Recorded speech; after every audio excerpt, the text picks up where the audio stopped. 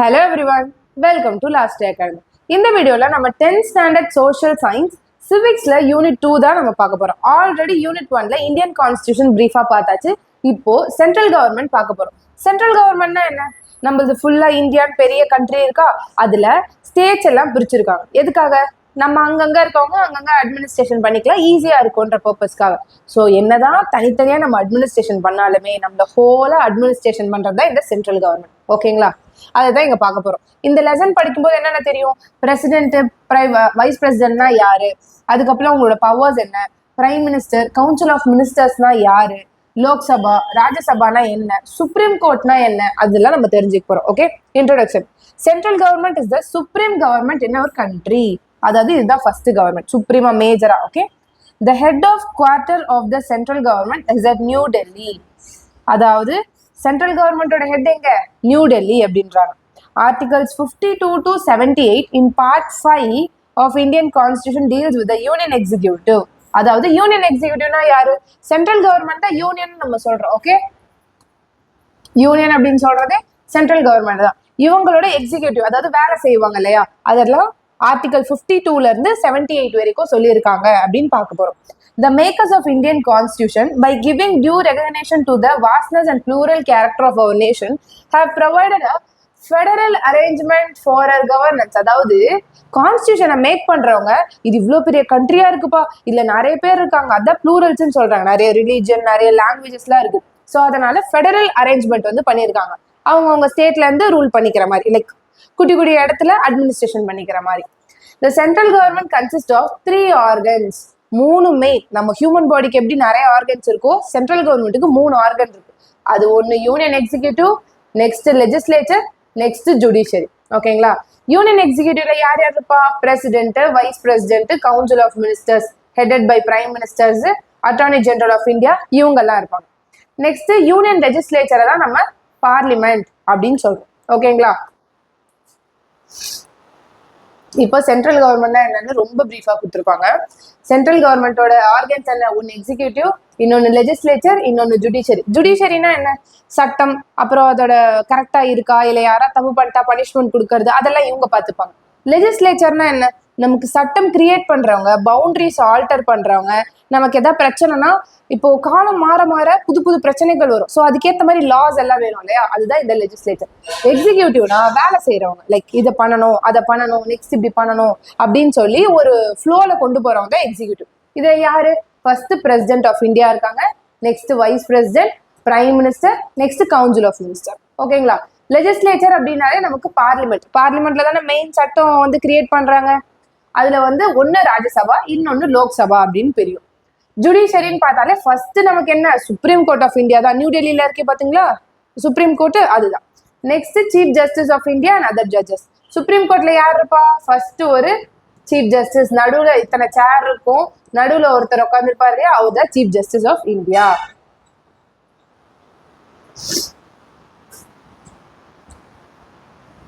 Next இப்ப லெஜிஸ்லேச்சரை பத்தி பார்க்க போறோம். ஓகேங்களா? லெஜிஸ்லேச்சர்ல என்ன இருக்கும்? 2 ஹவுசஸ் இருக்குன்னு பார்த்தோம். ஒன்னு ராஜ்யசபா, இன்னொன்னு Lok Sabha. Union judiciary consist of supreme court of India. Like நம்ம அந்த சார்ட்ல பார்த்ததை இங்க ஃபுல்லா பார்த்துருக்கோம். Next article 2.1 president of India. பிரசிடென்ட்னா யாரு? அவங்கள பத்தி பார்க்க போறோம். பிரசிடென்ட் அப்படின்றவங்க நாமினல் எக்ஸிக்யூட்டிவ். நாமினல் எக்ஸிக்யூட்டிவ் தான், அவங்க பேர்ல தான் எல்லா வேலையுமே நடக்கும். ஓகேங்களா? Chief executive of Indian union. அதாவது இந்தியா அப்படின்ற பெரிய விஷயத்துக்கு ஒரு ஃபர்ஸ்ட் இருக்க எக்ஸிக்யூட்டிவ் அப்படி யாருன்னு பாத்தீங்கன்னா அது நம்ம பிரசிடென்ட் தான். ஓகே, இவர் தான் ஃபர்ஸ்ட் சிட்டிசன் ஆஃப் இந்தியா அப்படின்னு சொல்றாங்க. He is supreme commander of armed forces. அதாவது ஆர்மி இருக்காங்க பாத்தீங்களா, எல்லாருக்குமே சுப்ரீமான கமாண்டர் யாரு? அவங்க தான். இப்போ ஒரு வார் நடக்குது அப்படின்னாலுமே அவங்க தான் என்ன பண்ணுவாங்க? சைன் போட்டு வார் நடக்கலாம், வார் ஸ்டாப் பண்ணலான்றதெல்லாம் சொல்லுவாங்க. President is also constitutional head of the union executive. அதாவது சட்டத்தின் என்ன சொல்றாங்க? சட்டத்தின் தலைமை, கான்ஸ்டிடியூஷனல் ஹெட்னு சொல்றாங்க. According to Article 53 of the Constitution, the executive power of the Union shall vested in the President, which shall be exercised by him directly or through officers subordinate to him in accordance with the Constitution. அதாவது இப்ப எந்த வேலை நம்ம யூனியன்ல நடக்கணும், ஒரு வார் வரப்போகுது, இல்ல வாரை stop பண்ணணும், இல்ல இந்த மாதிரி பண்ணலாம், அந்த மாதிரி பண்ணலான்ட்டு நம்ம யூனியன் இந்தியாவை பொறுத்தவரை எந்த ஒரு முடிவு எடுக்கிறதா இருந்தாலுமே எக்ஸிக்யூட்டிவ் பவர் யாரு? பிரசிடென்ட் தான், லைக் அவங்க தான் வந்து அதை சைன் பண்ணி முடிப்பாங்க. ஃபார் எக்ஸாம்பிள் ஒரு கான்ஸ்டியூஷன் எடுத்துக்கோங்க. கான்ஸ்டியூஷன் எப்போ ஒரு சட்டம், ஐ மீன் ஒரு பில் எப்போ சட்டமா மாறுது, பிரசிடென்ட் சைன் பண்ணும்போது தான். ஓகேங்களா. நெக்ஸ்ட், இப்படிப்பட்ட பிரசிடென்ட்டுக்கு குவாலிஃபிகேஷன் என்ன, குவாலிஃபிகேஷன்ஸ் இருக்கும் இல்லையா. அவங்க வந்து என்னவா இருக்கணும், ஃபர்ஸ்ட் சிட்டிசன் ஆஃப் இந்தியாவா இருக்கணும். நெக்ஸ்ட், அவங்க வந்து 35 இயர்ஸை வந்து கம்ப்ளீட் பண்ணியிருக்கணும். Not hold any office of profit, அதாவது எந்த ஒரு ஆஃபீஸையும் ஒரு லாபத்துக்காக அவங்க வந்து ஹோல்ட் பண்ணியிருக்க கூடாது. He should have other qualification required to member of Lok Sabha. இதுதான் மெயின். லோக்சபா ராஜ்யசபா இருக்கு இல்லையா, அந்த லோக்சபாக்கு மெம்பர் ஆகிறதுக்கு என்ன குவாலிஃபிகேஷன் வேணுமோ அந்த குவாலிஃபிகேஷன் பிரசிடென்ட்டுக்கு இருக்கணும். His or her name should be proposed by 50 electors and seconded by another 50 electors of the electoral college which elects the president. அதாவது இவங்க பிரசிடென்ட் எலெக்ஷனுக்கு நிக்கலாம்ப்பா அப்படின்னு ஒரு 50 எலக்டர்ஸ் வந்து ப்ரொபோஸ் பண்ணியிருக்கணும். அது ப்ரொபோஸ்னா சப்போர்ட் பண்றது. ஓகே, அதுக்கு மட்டும் இல்லாம எலக்ட்ரல் காலேஜ்ல இருக்கிறவங்களும் ஒரு 50 எலக்டர்ஸ் சொல்லணும். ஓகே, இவங்களை வந்து நம்ம பிரசிடென்ட் எலெக்ஷனுக்கு நிக்க வைக்கலாம் அப்படின்னு சொல்லணும். அப்படி இருந்தாதான் இவங்க வந்து இந்த பிரசிடென்டோட எலெக்ஷனுக்கே குவாலிஃபை ஆவாங்க. Okay, President cannot be a member of parliament or state legislature. Parliament அப்படின்னு நீங்க எடுத்துக்கிட்டீங்கனாலே என்னென்ன வரும், ராஜ்யசபா, லோக்சபா. ஓகே, இந்த ராஜ்யசபா லோக்சபா ரெண்டுத்துலயுமே இவங்க மெம்பரா இருக்கக்கூடாது. அப்புறம் ஏன்னா நீங்க வந்து லோக்சபா மெம்பரா இருக்கணும் வந்து சொன்னீங்க அப்படின்னா, லோக்சபா மெம்பரோட குவாலிஃபிகேஷன் தான் இருக்கணுமே தவிர லோக்சபா மெம்பரா அவங்க இருக்கக்கூடாது. ஓகேங்களா. அதே மாதிரி எந்த ஸ்டேட் லெஜிஸ்லேச்சர், இப்ப தமிழ்நாடு அசம்பிளி நடக்குதுன்னு வச்சுக்கோங்களேன், அதுல எல்லாம் வந்து அவங்க அதுல வந்து அவங்க இருக்கக்கூடாது, அதுல ஒரு மெம்பரா அவங்க இருக்கக்கூடாதுன்னு சொல்றாங்க. His seat will be deemed to have been vacated on the date he assumes the office of president. ஒருவேளை அவங்க மெம்பராகவே இருக்காங்க, பார்லிமெண்ட்ல ஒரு மெம்பராவோ இல்ல ஸ்டேட் லெஜிஸ்லேச்சர்ல ஒரு மெம்பராவோ இருக்காங்க அப்படின்னா அவங்க பிரசிடென்ட்டா பதவி ஏத்துக்கும் போது அந்த பொசிஷன் அவங்க என்ன பண்ணிருக்கணும், வெக்கேட் பண்ணிருக்கணும். ஓகே, இங்க என்ன சொல்லியிருக்காங்க, it is well known fact that president of India resides at ராஷ்டிரபதி பவன். அதாவது பிரசிடென்ட் ஆஃப் இந்தியா எங்க இருப்பாங்கன்னு பாத்தீங்கன்னா ராஷ்டிரபதி பவன் நியூ டெல்லியில இருக்கு பாத்தீங்கன்னா, அவங்க தான் அங்க வந்து இருப்பாங்க. The residence and the office of the president are located in the same building. அதாவது அவங்க வீடுமே அவங்க அங்கதான் தங்குவாங்க, அவங்களோட ஆஃபீஸும் வந்து சேம் பில்டிங் ராஷ்டிரபதி பவன்ல தான் இருக்கும் அப்படின்னு சொல்றாங்க. However, he has two other office. பிரசிடென்ட்டுக்கு ராஷ்டிரபதி பவன் மட்டும்தான் ஆஃபீஸான்னு கேட்டா கிடையாது, அவங்களுக்கு 2 ஆஃபீஸ் இருக்கா. எங்கன்னு பாத்தீங்கன்னா ஒன்னு ரீட்ரீட் பில்டிங் ஷிம்லால இருக்கும், இன்னொன்னு ராஷ்டிரபதி நிலையம் ஹைதராபாத்ல இருக்கும். இது என்ன குறிக்குது, நார்த்ல ஒன்னும் சவுத்ல ஒன்னும் இருக்கும். பிகாஸ் நம்மளோட இந்தியா என்னது, யூனிட்டி இன் கண்ட்ரி டைவர்ஸ் கல்ச்சர். நார்த் சைட்ல ஒரு கல்ச்சர் இருக்கும், சவுத் சைட்ல ஒரு கல்ச்சர் இருக்கும். ஸோ பிரசிடென்ட்ன்றவங்க யாரு, யூனியன் ஹெட். அதனால நார்த் சைட்ல ஒரு ஆஃபீஸ், சவுத் சைட்ல ஆஃபீஸ். இங்க வந்து அட்லீஸ்ட் ஒன்ஸ் இன் இயர் ஒரு வாட்டியாச்சும் ஒரு மீட்டிங்கோ ஏதோ ஒரு விஷயம் வந்து கண்டக்ட் பண்ணிடணும், இல்ல ஒரு ஆஃபீஸ்ல வந்து அவங்க இருந்துடணும்ன்ற மாதிரி சொல்றாங்க. நெக்ஸ்ட், பிரசிடென்ட்டோட election. President is elected by electoral college. Electoral காலேஜ்னா யார் மேம் அப்படின்னா Lok Sabha Rajya Sabha members, Lok Sabha members, MLAs, எல்லா ஸ்டேட்டோட எம்எல்ஏஸும் இருப்பாங்க இல்லையா. அவங்க ஸ்டேட் மட்டுமா மேம் கேட்டா யூனியன் டெரிட்டரியும், டெல்லி, பாண்டிச்சேரி. ஓகேங்களா, இவங்களுக்கு மட்டும்தானே அந்த அசம்பிளி இருக்கு. ஸோ இங்க இருக்க MLAs plus Lok Sabha member, Rajya Sabha members இவங்கெல்லாம் சேர்ந்ததுதான் ஒரு எலக்ட்ரல் காலேஜ். ஓகேங்களா, இவங்களுக்கு வந்து எந்த ப்ரொபோர்ஷனல் ரெப்ரசன்டேஷன் அப்படின்ற ஒரு சிஸ்டம் மாதிரியா ஓட் வந்து இதுவாகும். சிங்கிள் டிரான்ஸ்ஃபரபிள் ஓட், அதாவது ஒருத்தவங்களுக்கு ஒருத்தவங்க டிரான்ஸ்ஃபர் ஆகிட்டே இருக்கும். இப்போ வந்து ஃபார் எக்ஸாம்பிள் 3 பேர் நிக்கிறாங்க, 3 பேருமே மெஜாரிட்டி எடுக்கவே இல்லை. ஓகேங்களா, 2 பேர் ஈக்குவலா இருக்காங்கன்னா அந்த தேர்ட்ல இருக்கவங்களோட ஓட்ஸ் எல்லாமே வந்து சிங்கிள் டிரான்ஸ்ஃபர் ஆகிட்டே வரும். அதுதான் இங்க சிங்கிள் டிரான்ஸ்ஃபரபிள் ஓட்டுன்றாங்க. இந்த எலக்ட்ரல் காலேஜ்ல யார் யார் இருப்பா, போத் ஹவுசஸ், அதாவது லோக்சபா அண்ட் ராஜ்யசபா அவங்க வந்து இருப்பாங்க. எலெக்டட் மெம்பர்ஸ் ஆஃப் ஸ்டேட்ஸ், நம்ம எம்எல்ஏஸ்லாம் இருக்காங்கல்ல அவங்க இருப்பாங்க. Elected members of national capital territory of Delhi and Puducherry, அதாவது யூனியன் டெரிட்டரி நம்ம பார்த்தோம்லே அதுதான். Once elected as a president has to take an oath before of chief justice. அதாவது ஓகே பிரசிடென்ட் ஆயிட்டாங்க, நான் பிரசிடென்ட் ஆயிட்டேன் அப்படின்னு பதவி பிரமாணம் யார் முன்னாடி செய்வாங்க, சீஃப் ஜஸ்டிஸ் ஆஃப் இந்தியா முன்னாடி தான் செய்வாங்க. ஓகேங்களா, பிரசிடென்ட் வந்து 5 வருஷத்துக்கு எலெக்ட் செய்யப்படுவாங்க. அதே மாதிரி ரீஎலெக்ஷனும் செய்யலாம்.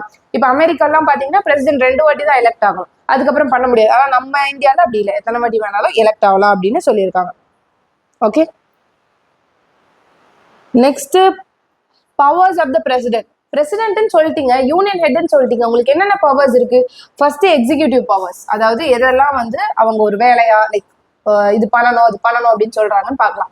Article 77 requires that every executive action of the union shall take in the name of president. அதாவது எந்த எக்ஸிக்யூட்டிவ் ஆக்ஷனா இருக்கட்டும் ஒரு வார் டிக்ளேர் பண்ணுங்க, ஒரு லா போடுங்க, இல்ல ஒரு ரூல்ஸ் கிரியேட் பண்ணுங்க, ஒரு ஸ்டேட்டை வந்து நீங்க புதுசா கிரியேட் பண்ணுங்க, இல்ல ஸ்டேட்டோட பவுண்டரி ஆல்டர் பண்ணுங்க, எதுவா இருந்தாலுமே பிரசிடென்ட்டோட பேர்ல தான் எடுக்கணும். ஓகே, கடைசியா சிக்னேச்சர் யார் போடுவாங்கன்னா அவங்க வந்து பிரசிடென்ட், அவங்க தான் ஹானரபிள் பிரசிடென்ட் தான் வந்து போடுவாங்க. ஓகேங்களா, அவங்க தான் பிரசிடென்ட், அவங்க தான் பிரைம் மினிஸ்டர் அப்பாயிண்ட் பண்றாங்க.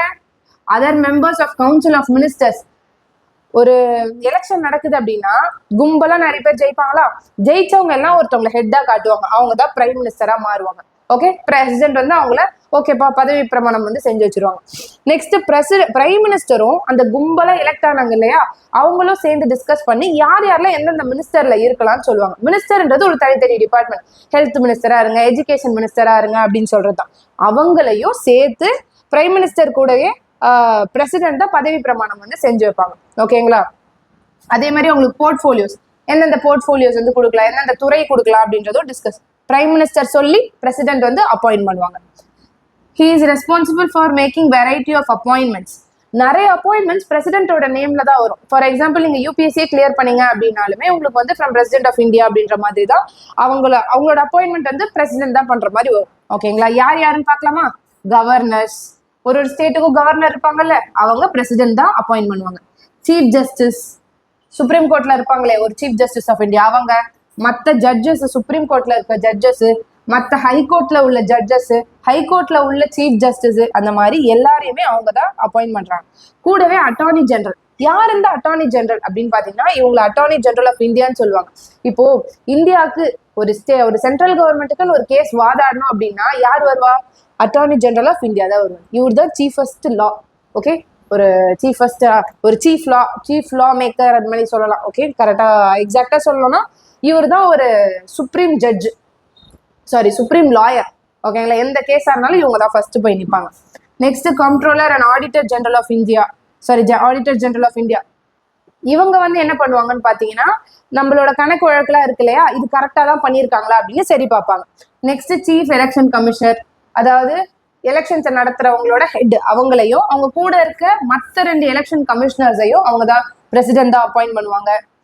சேர்மன் ஆஃப் யூபிஎஸ்சின்னு ஒரு எக்ஸாம் இருக்கா, ஒரு சிவில் சர்வெண்ட்டை உருவாக்குற ஒரு எக்ஸாம், அவங்களோட சேர்மனு.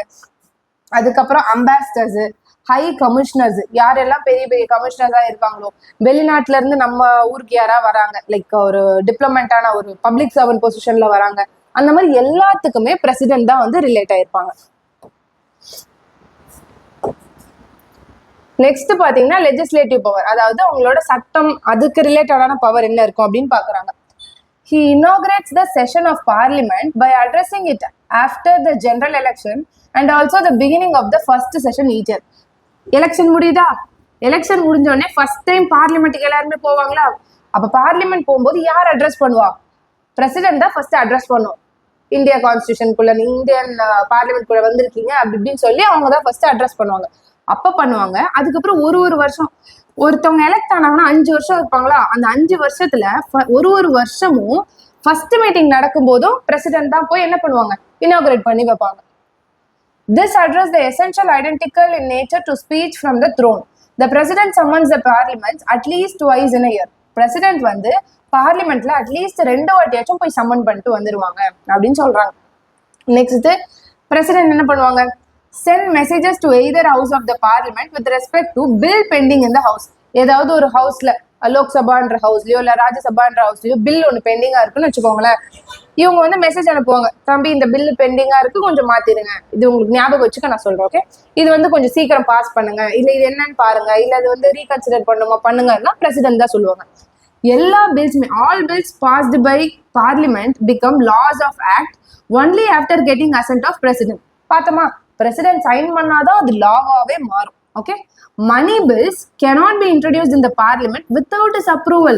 அதாவது மணி பில்ல நான் வந்து பார்லிமெண்ட்ல வந்து சப்மிட் பண்ண லைக் அசைன் பண்றேன் அப்படின்னாலுமே பிரசிடென்ட்டோட ஒரு அப்ரூவல் வந்து வேணும். எனக்கு நான் பண்ணட்டுமா மணி பில்ல வந்து நான் வந்து என்ன சொல்லட்டும் இன்ட்ரடியூஸ் பண்ணட்டுமான்னு கேட்கணும். மணி பில்னா என்ன, நம்மளோட நாட்டுல இத்தனை எக்ஸ்பெண்டிச்சர்லாம் இருக்கு, இதெல்லாம் இதுக்கு காசு வேணும் காசு வேண்டாம் அப்படிலாம் சொல்லுவோம்ல, டாக்ஸ் பத்தி அதெல்லாம் சொல்லுவோம்ல, அதுதான் மணி பில். இது மணி பில்லா இல்லையா அப்படின்னு யார் டிசைட் பண்ணுவோம், அப்ப எல்லா காசு பத்தி வந்தாலுமே மணி பில்லான்னு கேட்டா கிடையாது. இது மணி பில் இல்லை அப்படின்னு யார் டிசைட் பண்ணுவா, லோக்சபாவோட ஸ்பீக்கர். அது நம்ம தனியா பார்க்கலாம். ஓகேங்களா, he can even dissolve the Lok Sabha before expiry. 5 வருஷத்துக்கு அவங்க லோக்சபால உள்ள வராங்க அப்படின்னா 5 வருஷத்துக்கு முன்னாடியே அந்த ஆட்சியை கலைக்கணும் அப்படின்னா நினைச்சா இவங்க முடியும். ஓகே, அதுதான் இங்கே சொல்லியிருக்காங்க. He nominates 12 persons who are eminent in literature, science, sports, art, social service to Rajya Sabha. President என்ன பண்ணலாம், ஒரு 12 பர்சன்ஸை ராஜ்யசபாவுக்கு நாமினேட் பண்ணலாம். நாமினேட்னா ராஜ்யசபாக்கு யார் போவா, எலெக்ட் ஆகி வரவங்க தானே போவாங்க, ஐ மீன் சூஸ் பண்ணி வரவங்க தானே போவாங்க. பட் இவங்க ஒரு 12 பேரை நான் இவங்கள சொல்றேன்ப்பா இவங்க ஒரு ராஜ்யசபா மெம்பரா இருக்கலாம், நான் இவங்கள சொல்றேன் இவங்க ஒரு ராஜ்யசபா மெம்பரா இருக்கலாம் அப்படின்னு சொல்லலாம். அது யார் யாருன்னு பார்த்தா, ஒண்ணு அவங்க வந்து லிட்ரேச்சர்லயோ இல்ல சயின்ஸ்லயோ இல்ல ஸ்போர்ட்ஸ்லயோ சோஷியல் சர்வீஸ் ஏதோ ஒன்றுத்துல பெருசா இருந்திருக்கும், ஒரு பெரிய அச்சீவ்மெண்ட் பண்ணி ஒரு ப்ரௌட சேர்த்துருக்கணும். அந்த மாதிரி உள்ள பர்சன்ஸை பிரசிடென்ட் வந்து நாமினேட் பண்ணி ராஜ்யசபாக்குள்ள உட்கார வைப்பாங்க. ஓகேங்களா. Next financial power. அதாவது பிரசிடென்ட்டுக்கு அமௌண்ட் ரிலேட்டடா என்னென்ன பவர் இருக்கு அது ஆல்ரெடி நம்ம இங்க பார்த்தோம். ஓகேங்களா. ஆனுவல் பட்ஜெட், வருஷம் வருஷம் ஆனுவல் பட்ஜெட் வைப்பாங்களா, அது வந்து யார் முன்னாடி பிரசென்ட் பண்ணுவாங்க, லோக்சபா முன்னாடி பிரசென்ட் பண்ணுவாங்க. யார் பண்ணுவா, யூனியன் ஃபினான்ஸ் மினிஸ்டர். நீங்க வந்து வருஷம் வருஷம் நியூஸ்ல வந்து நிர்மலா சீதாராமன் மேம் வந்து என்ன பண்ணுவாங்க, அந்த ஒரு ரெட் கலர் பாக்ஸ் எடுத்துட்டு போய் வைக்கிறத பாப்பீங்களா, அவங்க தான் union finance minister. Only with the permission of president. President கிட்ட கேட்கணும் வைக்கட்டுமா அப்படின்னு சொல்லி. அதுதான் the Constitution of India emphasizes contingency fund of India is at the disposal of president. அதாவது contingency fund அப்படின்னா என்னன்னா எமர்ஜென்சி ஃபண்ட். இப்போ தமிழ்நாட்டில் திடீர்னு ஃப்ளட் வருது, தமிழ்நாட்டுக்கு இவ்வளோ காசு தான் ஒதுக்கி இருக்காங்க, ஆனால் திடீர்னு ஃப்ளட் வருது அப்படின்னா என்ன பண்ணுவாங்க, எக்ஸ்ட்ரா காசு தேவைப்படுமா, அந்த எக்ஸ்ட்ரா காசு தான் எமர்ஜென்சி ஃபண்டு. இது பிரசிடென்ட் தான் வந்து சைன் பண்ணி கொடுக்கலாம் அப்படின்னு சொல்லுவாங்க. No demand for grant can be made except on his recommendation.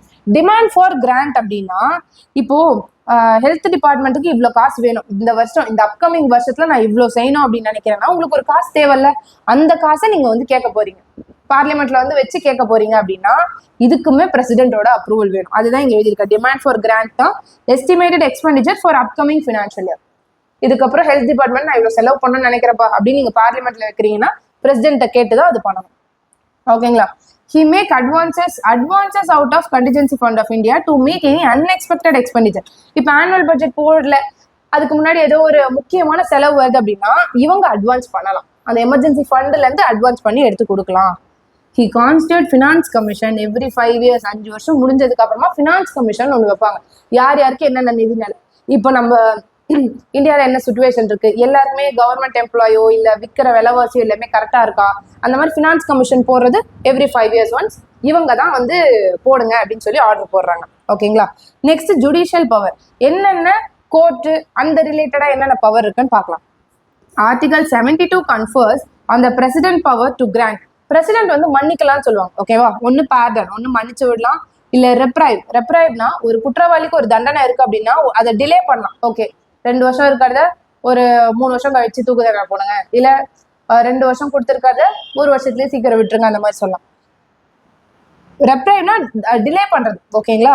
ரிஸ்பைட்னா தான் ரெடியூஸ் பண்றது, 2 வருஷம் தண்டனையை 1 வருஷமா மாத்துறது. ரிஸ்பைட் ரெமிஷன் ரெண்டுமே ஒண்ணுதான். கம்யூட் அப்படின்னா சேஞ்ச் பண்றது. ஓகே, தூக்கு தண்டனை வேணா ஆயுள் தண்டனை கொடுங்க, இல்ல ஆயுள் தண்டனை வேணா 7 வருஷம் ஜெயில் கொடுங்க அப்படின்னு சொல்லி யாருக்கு பவர் இருக்குன்னு பாத்தீங்கன்னா the one and only president, அவங்களுக்கு தான் இந்த பவர் இருக்கு. ஓகேங்களா. அவ்வளவுதான். நெக்ஸ்ட் என்ன பவர், ஜுடிஷியல் பவர்ஸ் பார்த்தோம். Next military powers. Military powers என்ன, அவங்க தான் வந்து எல்லா ஆர்மிக்கும் ஹெட்னு உங்களுக்கு தெரியும். அப்போ supreme command of the defence force வந்து இவங்க தான். ஓகேங்களா. இவங்க பேர்ல வச்சுதான் ஆர்டிகல் 53 ஆஃப் 2 அது வந்து அந்த article supreme command of defence force யாரு அப்படின்னு கேட்டா பிரசிடென்ட் தான். அவங்க பேச்சை கேட்டுதான் நீங்க வந்து என்ன சொல்லணும், ஒரு வார் நீங்க கண்டக்ட் பண்றதா இருந்தாலும் சைன் பண்றதா இருந்தாலும் அவங்க தான் பண்ணணும் அப்படின்ற மாதிரி சொல்றாங்க. Next diplomatic powers. டிப்ளமேட்டிக்னா என்னன்னா ஒரு பப்ளிக் சர்வன்ட், பப்ளிக் சர்வீஸ் ரிலேட்டடான ஒரு விஷயம். ஓகேங்களா. பிரசிடென்ட் தான் இந்தியன் டிப்ளமேட்ஸ் டு அதர் கண்ட்ரீஸ்ல வந்து அப்பாயிண்ட் பண்ணுவாங்க and receives foreign diplomats posted to India.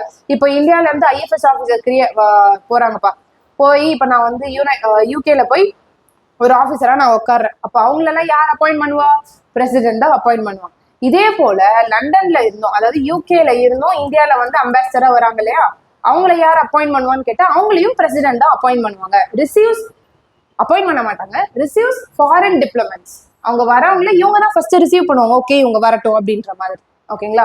அதே மாதிரி அம்பாசிடர். அம்பாசிடர்னா யாரு, தூதுவர். ஓகேவா, வெளிநாட்டு தூதுவர் அப்படின்னு நம்ம சொல்லுவோம் இல்லையா, அவங்க தான். இவங்களும் வந்து பிரசிடென்ட் சொன்னாதான், பிரசிடென்ட்டோட கிரெடென்ஷியல்ஸ், அதாவது அவங்களோட கிரெடென்ஷியல்ஸ் எல்லாம் வந்து திங்ஸ் லைக் டீட்டெயில்ஸ் அந்த மாதிரி சொல்லலாம், அவங்க இதெல்லாமே ப்ரெசென்ட் பண்ணாதான் இவங்க அம்பாசிடராகவே மாற முடியும். All treaties and agreements with foreign states are entered into the name of president. இப்போ நான் வந்து ஸ்ரீலங்கா கூட ஏதோ ஒரு அக்ரிமெண்ட் போடுறேன் அப்படின்னா அது பிரசிடென்ட்டோட நேம்ல தான் போடணும், நான் இல்லை கவர்மெண்ட். ஓகேங்களா. Next emergency power. எமர்ஜென்சி பவர்னா என்ன? சடனா நடக்கிற ஒரு விஷயம். ஓகேங்களா. எமர்ஜென்சி பவர் வரும்போது பிரசிடென்ட்டுக்கு தான் அதிக பவர் இருக்கு. நேஷனல் எமர்ஜென்சி அப்படின்னு சொல்லலாம் ஆர்டிகல் 352 கீழே, இல்லைன்னா ஸ்டேட் எமர்ஜென்சின்னு சொல்லலாம் ஆர்டிகல் 356 கீழே, ஃபினான்ஷியல் எமர்ஜென்சின்னு சொல்லலாம் ஆர்டிகல் 360 கீழே. ஃபினான்ஷியல் எமர்ஜென்சினா காசே இல்லை, ஸோ அப்போ திடீர்னு ஃபினான்ஷியல் எமர்ஜென்சி போடுறாங்கன்னா கவர்மெண்ட் சர்வன்ஸோட சேலரி கூட கம்மியாகும். ஆனால் இது வரைக்கும் நம்ம நாட்டில் ஃபினான்ஷியல் எமர்ஜென்சி வந்ததே இல்லை. நேஷனல் எமர்ஜென்சி என்னன்னா இப்போ உள்ள அடிச்சுக்கிறாங்க, ஏதோ ஒரு கலவரம் நடக்குது, கண்ட்ரோலே பண்ண முடியல அப்படின்னா பிரசிடென்ட் என்ன பண்ணுவாங்க, நேஷனல் எமர்ஜென்சின்னு போட்டுருவாங்க. இல்ல ஸ்டேட் எமர்ஜென்சி, ஒரு பர்டிகுலர் ஸ்டேட்ல மட்டும்தான் நடக்குது அப்படின்னா கவர்னர் வந்து சொல்றாங்க இங்க இருக்க ரூலிங் பார்ட்டியால பாத்துக்க முடியல, ரொம்ப பிரச்சனை வெடிக்குது அப்படின்னா பிரசிடென்ட் வந்து என்ன பண்ணுவாங்க, ஸ்டேட் எமர்ஜென்சின்னு போட்டுருவாங்க. பிரசிடென்ட்டுக்கு பதில் கவர்னர் இருந்து இந்த ஸ்டேட்டை வந்து பாத்துப்பாங்க. ஓகே, இது நம்ம ஃபர்ஸ்ட் லெவல்லயே நம்ம பார்த்துருப்போம். ஓகே, இவ்வளோ பவர் இருக்கு பிரசிடென்ட்டுக்கு, இவங்களை ரிமூவ் பண்ண முடியுமா அப்படின்னு கேட்டா பண்ண முடியும். எப்படி நடக்கும்? ஒன்னு ரெசிக்னேஷன் யார்கிட்ட கொடுக்கணும் தெரியுமா? வைஸ் பிரசிடென்ட் கிட்ட கொடுக்கணும். வைஸ் பிரசிடென்ட் கிட்ட ரெசிக்னேஷன் கொடுக்கலாம். இல்ல அப்படின்னா அவங்கள வந்து பிரசிடென்ட்டை ரிமூவ் பண்ணலாம், அதாவது தூக்கலாம். அந்த தூக்குறதுக்கு பேர் என்ன சொல்லுவாங்க அப்படின்னா இம்பீச்மெண்ட் அப்படின்னு சொல்லுவாங்க. சும்மாவே பிரசிடென்ட் இம்பீச் பண்ணிட முடியுமான்னு கேட்டா கிடையாது. அவங்க வந்து ஒரு கான்ஸ்டியூஷனை வந்து வைலேட் பண்ணிட்டாங்க, இப்போ ஃபார் எக்ஸாம்பிள் ஏதோ ஒரு தப்பு பண்ணிட்டாங்க, சட்டத்தை மீறி ஒரு விஷயம் பண்ணிட்டாங்க அப்படின்னா அது பேர் தான் வைலேஷன்.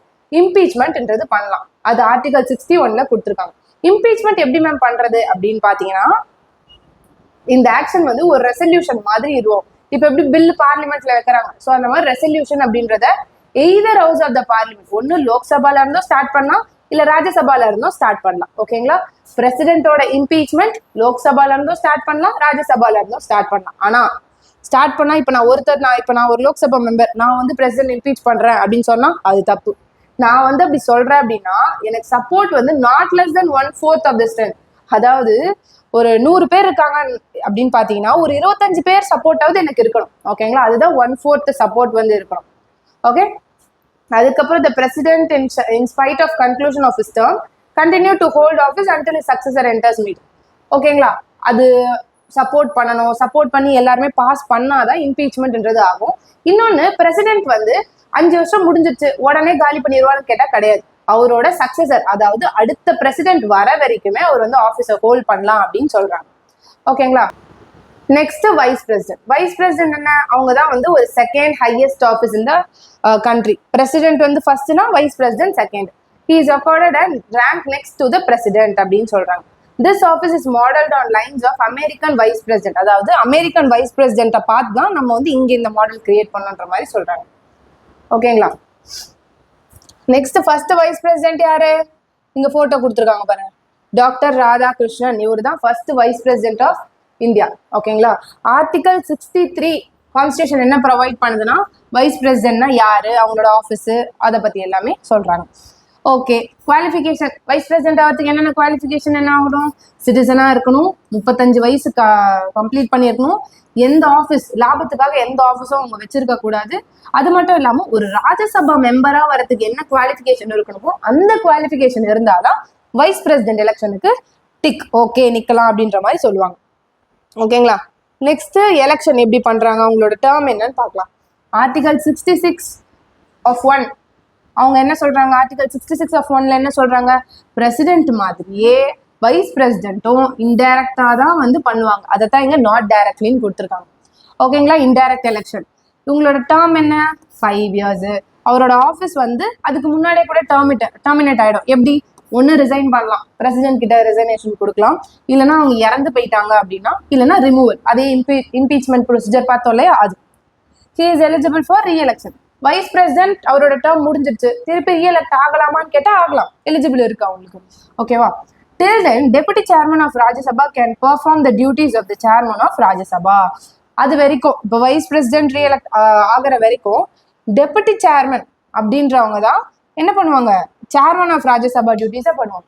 என்ன மேம் திடீர்னு வைஸ் பிரசிடென்ட் நீங்க எங்கேயோ சேர்மனுக்கு போயிட்டீங்க அப்படின்னீங்கன்னா, வைஸ் பிரசிடென்ட் அப்படின்றவர் தான் யாரு? ராஜ்யசபாவோட சேர்மன். ஃப்ரண்ட்ல உட்காந்துருப்பாரு பாத்தீங்களா? ராஜ்யசபால இத்தனை பேர் வந்து உட்காந்துருக்காங்க அப்படின்னா நடுவுல இங்க ஒருத்தர் உட்காந்துருப்பாரு, இவர் தான் சேர்மன். ஓகேங்களா? இப்ப இவர் சேர்மன் வந்து போயிட்டாரு, அவரோட டேர்ம் முடிஞ்சு போயிட்டாரு அப்படின்னா அப்ப இங்க யார் இருப்பா? டெபுட்டி சேர்மனா இங்க ஒருத்தர் பக்கத்துல உட்காந்துருப்பாரு பாத்தீங்களா? அவரு தான் சேர்மனா மாறி அவரோட ஒர்க் எல்லாம் சொல்லுவாரு. ஓகே, இங்க ஒரு டூயினோ கொடுத்துருக்காங்க. இப்போ ஒரு பிரசிடென்ட் இல்ல, பிரசிடென்ட் இல்ல அப்படின்னா என்ன ஆகும்? வைஸ் பிரசிடென்ட் பிரசிடென்டா மாறி ரூல்ஸ் எல்லாம் ரெகுலேஷன்ஸ் எல்லாம் போடுவாங்க. இப்போ வைஸ் பிரசிடென்ட்டும் இல்ல அப்படின்னா என்ன பண்ணலாம்? பிரசிடென்ட்டோ இல்ல வைஸ் பிரசிடென்ட்டோ இல்லைன்னா நெக்ஸ்ட் யார் அந்த இடத்துக்கு போவான்னு கேட்டீங்கன்னா, சீஃப் ஜஸ்டிஸ் ஆஃப் இந்தியா. அதாவது சுப்ரீம் கோர்ட்ல நடுவில் ஒருத்தர் உட்காந்துருப்பார் இல்லையா, சீஃப் ஜஸ்டிஸ் ஆஃப் இந்தியா, அவரு தான் பிரசிடென்டோட பொசிஷனுக்கு போவார். இந்த மாதிரி ஒரு சுச்சுவேஷன் இந்தியாவில் வந்திருக்கான்னு கேட்டா வந்திருக்கு. 1969ல சீஃப் ஜஸ்டிஸ் எம் இதயத்துல்லா அப்படின்றவர் வந்து ஒரு பிரசிடென்ட் ஆஃப் இந்தியாவா மாறினார். ஓகேங்களா? சீஃப் ஜஸ்டிஸா இருந்தாரு, பிரசிடென்ட் போஸ்டும் இல்லை, வைஸ் பிரசிடென்ட் போஸ்டும் இல்லை. ஸோ அதனால என்னாச்சு, அவரு பிரசிடென்டா மாறினார். Next functions of vice president என்னது? அவரு ex officio chairman of Rajya Sabha. சொன்னா ராஜ்யசபால லீட் பண்ணி கூட்டிட்டு போறவர் தான். He regulates proceeding of the house. அதாவது அந்த ஹவுஸ்ல எப்ப வைக்கணும், எப்ப பேசணும், நீங்க பேசுங்க, நீங்க ஸ்டாப் பண்ணுங்க அப்படின்னு சொல்றது எல்லாமே இவரு தான் அப்படின்னு சொல்றாங்க. ஓகேங்களா? He decides the order of the house. எந்த ஆர்டர்ல வரணும் அது எல்லாமே இவர் தான் சொல்றாரு. இது எல்லாமே வைஸ் பிரசிடென்ட்டை பத்தி. He decides admissibility of resolution of questions. இந்த கொஸ்டின் வரலாம், இல்ல இந்த கொஸ்டின் கேட்காதீங்க, ஓகே பெர்மிட் பண்றேன், அது எல்லாமே வந்து இவர் தான் டிசைட் பண்றாரு. He சஸ்பெண்ட்ஸ் R அட்ஜென்ட்ஸ். அட்ஜென்ட்ஸ்னா ஒரு ஷார்ட் பிரேக் அந்த ஹவுஸ் வந்து கொடுக்குறாங்க. இப்போ வந்து ஏதோ ஒரு டிஸ்ஆர்டர் நடக்குது, சரியில்லை அப்படின்னா ஓகே மீட்டிங்கே வேணாம்ப்பா, செஷனே வேணாம் அப்படின்னு ஃபுல்லா என்ன பண்ற சஸ்பெண்ட் பண்றதுக்கும் வாய்ப்பு இருக்கு. ஒரு ஷார்ட் பிரேக் எடுத்துக்கலாம் அப்படின்னு சொல்றதுக்கும் அந்த வைஸ் பிரசிடென்ட் சேர்மனா இருக்காரு இல்லையா, அவங்களுக்கு பவர் இருக்குன்னு சொல்றாங்க. When the president is unable to discharge his duties due to illness or absence from the country, he attends to functions the president for a maximum period of 6 months. அதாவது president இல்ல, பிரசிடென்ட்ஸ்க்கு உடம்பு தெரியல, இல்லைன்னா வந்து அவங்க வெளிநாட்டுக்கு போயிருக்காங்க, இந்தியாலே இல்லை அப்படின்னா அப்ப இந்தியாவுக்கு யார் பிரசிடென்டா இருப்பா? ஒரு வைஸ் பிரசிடென்ட் தான் பிரசிடென்ட் இடத்துல இருந்து வேலை எல்லாமே பார்ப்பாங்க. ஓகே, அப்போ வைஸ் பிரசிடென்டே ஃபுல்லா இருந்துருவாங்களா அப்படின்னு கேட்டா கிடையாது. ஒரு மேக்ஸிமம் 6 மந்த் வரைக்கும் அவங்க வந்து இருப்பாங்க. ஓகேங்களா?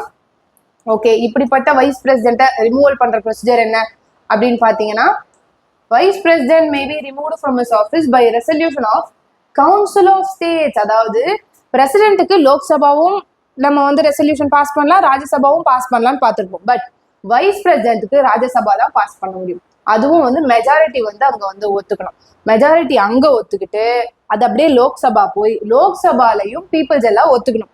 அப்படி ஒத்துக்கிட்டாதான் வைஸ் பிரசிடென்ட்டை ரிமூவே பண்ண முடியும். ஓகேங்களா? அதாவது இப்போ நீங்க வைஸ் பிரசிடென்ட்டை ரிமூவ் பண்ணணும், அதுக்கு ஒரு ரெசல்யூஷன் தான் நம்ம வந்து கொடுப்போம். நான் வந்து இப்போ வைஸ் பிரசிடென்ட்டை ரிமூவ் பண்ணப்போ அப்படின்னு நீங்க ரெசல்யூஷன் கொடுக்குறீங்கன்னா மினிமம் 14 days ஆச்சும் உங்களுக்கு முன்னாடியே கொடுத்துருக்கணும். இந்த மாதிரி இப்போ நான் தான் வைஸ் பிரசிடென்ட், என்னை தூக்க போறாங்க மக்கள், அந்த ராஜ்யசபால உள்ளவங்களா டிசைட் பண்றாங்கன்னா அவங்க என்கிட்ட முன்னாடியே இன்ஃபர்மேஷன் சொல்லியிருக்கணும். லைக் ஒரு என்னது நோட்டீஸ் விட்டுருக்கணும் 14 daysக்கு முன்னாடி, இந்த மாதிரி உங்களை தூக்க போறோம், ஸோ உங்களுக்கான இம்பீச்மெண்ட் ப்ராசஸ் நடக்க போகுது அப்படின்னு சொல்லி 14 daysக்கு பிஃபோராகவே எனக்கு நோட்டீஸ் கொடுத்துருக்கணும். நெக்ஸ்ட் ஓட், வைஸ் பிரசிடென்ட்டோட ஓட்டிங் ரைட்ஸ். வைஸ் பிரசிடென்ட் வந்து ராஜ்யசபால நடக்கிற எல்லா விஷயத்துக்கும், இப்போ ஏதாவது ஒரு டிசிஷன் மேக் பண்ணா ஓட் பண்ணி தானே டிசைட் பண்ணுவாங்க. ஓட் பண்ணணும்னு அவசியமே கிடையாது. ராஜ்யசபா டைல போகுது அப்படின்ற ஒரு சுச்சுவேஷன் வரும்போது தான் ராஜ்யசபால வைஸ் பிரசிடென்ட் அப்படின்றவர் ஓட்டே பண்ணுவாரு. அதே மாதிரி அவரு நீங்க ஏன்பா இவருக்கு ஓட் பண்ணீங்க, டையில இருக்கு, இவரு ஒரு ஓட்டை டிசைட் பண்ண போகுது அப்படின்னா யாருமே விட கேள்வி கேட்க முடியாது. நீங்க ஏன் இப்படி ஓட் பண்ணீங்க, நீங்க ஏன் அப்படி ஓட் பண்ணீங்கன்னு யாருக்குமே எந்த ரைட்ஸுமே கிடையாது அப்படின்னு சொல்றாங்க. இப்ப நெக்ஸ்ட் பிரைம் மினிஸ்டரை பத்தி பார்க்க போறோம். ஃபர்ஸ்ட் பிரைம் மினிஸ்டர் யாரு? ஜவஹர்லால் நேரு. ஆர்டிகல் 74 clause 1 என்ன சொல்லுது? There shall be a council of ministers with prime minister as a head and advise the president. அதாவது கவுன்சில் ஆஃப் மினிஸ்டர், நிறைய மினிஸ்டர்ஸ் இருப்பாங்க, அவங்கள ஹெட் பண்ணி ஒரு பிரைம் மினிஸ்டர் இருப்பாங்க. இவங்க மொத்தமா சேர்த்துதான் பிரசிடென்ட்டுக்கு அட்வைஸ் பண்ணுவாங்க. ஏன் மேம் பிரசிடென்ட்டுக்கு அட்வைஸ் பண்ணோம் அப்படின்னா, பிரசிடென்ட் தான் நாமினல் ஹெட், அவங்க பேர்ல தானே எல்லா லா வருது, ஒரு வாரம்லாம் டிக்ளேர் ஆகுது, எல்லா விஷயமே பிரசிடென்ட்டோட பேர்ல தானே நடக்குது. ஸோ அதனால இவங்க தான் வந்து என்ன பண்ணுவாங்க, அட்வைஸ் பண்ணுவாங்க. பிரைம் மினிஸ்டர் ஆஃப் இந்தியா அப்படின்ற ஒரு போஸ்டே நம்ம எங்க இருந்து அடாப்ட் பண்ணிட்டோம், அந்த கான்செப்ட் எங்க இருந்து அடாப்ட் பண்ணிட்டோம்னு பாத்தீங்கன்னா, Westminster model of constitutional democracy, அங்க இருந்தா நம்ம அடாப்ட் பண்ணிட்டோம். இது என்னது மேம் இது புதுசா இருக்கு அப்படின்னா, அதாவது இங்கிலாந்துல இப்படி ஒரு பார்லிமெண்ட் இருக்கு, ஓகேங்களா? அதை பார்த்துதான், அந்த இங்கிலாந்துல இருக்க பார்லிமெண்ட்டை பார்த்துதான் நம்ம அடாப்ட் பண்ணிக்கிட்டோம். ஸோ அதனாலதான் இதை வெஸ்ட்மினிஸ்டர் பார்லிமெண்ட் அப்படின்னு நம்ம சொல்றோம், ஓகேங்களா? நெக்ஸ்ட், யார் மேம் பிரைம் மினிஸ்டரா வருவா அப்படின்னு பாத்தீங்கன்னா, ஒரு கும்பல் ஆஃப் பீப்புள்ஸ் வந்து ஜெயிப்பாங்களா, லைக் எம்பில எலெக்ஷன்ல ஜெயிப்பாங்களா, அதுல leader of the party with majority in Lok Sabha. லோக்சபால ஒரு பாதிக்கு முக்கால்வாசி இவங்க ஜெயிச்சிருக்காங்க அப்படின்னா இவங்களுக்கு ஒரு லீடர் இருப்பாங்க பாத்தீங்களா, அவங்க தான் பிரைம் மினிஸ்டரா மாறுவாங்க.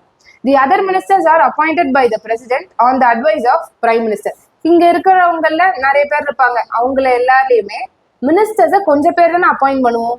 அந்த மினிஸ்டர்ஸை யார் அப்பாயிண்ட் பண்ணுவானா, பிரசிடென்ட் அப்பாயிண்ட் பண்ணுவாங்க. நீங்க பாத்தீங்க, யாரு சொல்லி அப்பாயிண்ட் பண்ணுவாங்க, பிரைம் மினிஸ்டர் சொல்லி தான் அப்பாயிண்ட் பண்ணுவாங்க. ஓகே, இவருக்கு ஹெல்த் மினிஸ்டர் கொடுக்கலாம், அவருக்கு வந்து எஜுகேஷன் மினிஸ்டர் கொடுக்கலான்னு பிரைம் மினிஸ்டர் சொல்லி தான் பிரசிடென்ட் வந்து அப்பாயிண்ட் பண்ணுவாங்க, ஓகேங்களா? நெக்ஸ்ட், பிரைம் மினிஸ்டரை பொறுத்த வரையில அவங்க வந்து ஒரு மேஜரான ஹெட். அவங்க தான் பப்ளிக்ஸ் எல்லாம் நிறைய இடத்துல பார்ப்பாங்க, நிறைய இடத்துல பேசுறது எல்லாமே அவங்க தான் பண்ணுவாங்க. If no party commands absolute majority in Lok Sabha, President can summon the leader of any party who in his opinion can manage to form a ministry. லோக்சபால மெஜாரிட்டியே இல்ல, மெஜாரிட்டி இருந்தா அழகா நீங்க லீடரை சொல்லிடலாம். யாருமே மெஜாரிட்டி இல்லைன்ற பட்சத்துல பிரசிடென்ட் என்ன பண்ணுவாங்களாம், ஏதாவது ஒரு பார்ட்டியை கூப்பிட்டு, அதாவது அவங்களுக்கு தோணணும், இன் ஹிஸ் ஒப்பீனியன் அவங்களுக்கு தோணணும், இவங்க மினிஸ்ட்ரி கிரியேட் பண்ணா நாடு நல்லா இருக்கும், இவங்களால மினிஸ்ட்ரி கிரியேட் பண்ணி ரன் பண்ண முடியும் அப்படின்னு அவங்களுக்கு யார தோணுதோ அவங்கள கூப்பிட்டு என்ன பண்ணுவாங்க, மினிஸ்ட்ரியை ஃபார்ம் பண்ணுங்க அப்படின்னு சொல்லுவாங்க. லைக் பதவி பிரமாணம் வந்து பண்ணி வைப்பாங்க, ஓகேங்களா? President administers to the ministers the oath of the office and secretary. President தான் என்ன பண்ணுவாங்க, ஓத் அதாவது பதவி பிரமாணம் செஞ்சு வைப்பாங்க. A person who is not a member of parliament can be appointed as a minister, but he has to get himself elected to the parliament within 6 months. இப்போ ஒருத்தவங்க வந்து மினிஸ்டரே இல்லப்பா, ஒருத்தவங்க மெம்பரே இல்லை, பார்லிமெண்ட்ல மெம்பரே இல்லாதவங்க எப்படி மேம் பார்லிமெண்ட்டுக்கு போகலாம்னா போவாங்க. இப்போ பிரசிடென்ட் நாமினேட் பண்ணலையா, பிரசிடென்ட் நாமினேட் பண்றவங்க பார்லிமெண்ட்டுக்கு போறாங்க. ராஜ்யசபா பார்லிமெண்ட் அப்படின்னாலே நான் ராஜ்யசபா லோக்சபா ரெண்டும் சேர்ந்து தானே. ஸோ அப்போ ஒரு மெம்பர் வந்து பிரசிடென்டா மினிஸ்டரா மாறலாமான்னு கேட்டா மாறலாம். எப்படி மாறலாம், பிரைம் மினிஸ்டர் என்ன பண்ணிடுவாரு, இவங்களை மினிஸ்டரா மாத்திடுவாரு. அந்த மினிஸ்டரா மாறினவர் வித்தின் 6 மந்த்துக்குள்ள எலெக்டட் ஆயிருக்கணும் அந்த பார்லிமெண்ட்குள்ளன்ற ஒரு கண்டிஷன். அவர் ஒருவேளை 6 மந்த்துக்குள்ள எலெக்ட் ஆகல அப்படின்னா அவர் மினிஸ்டர்ல இருந்து எடுத்துருவாங்க.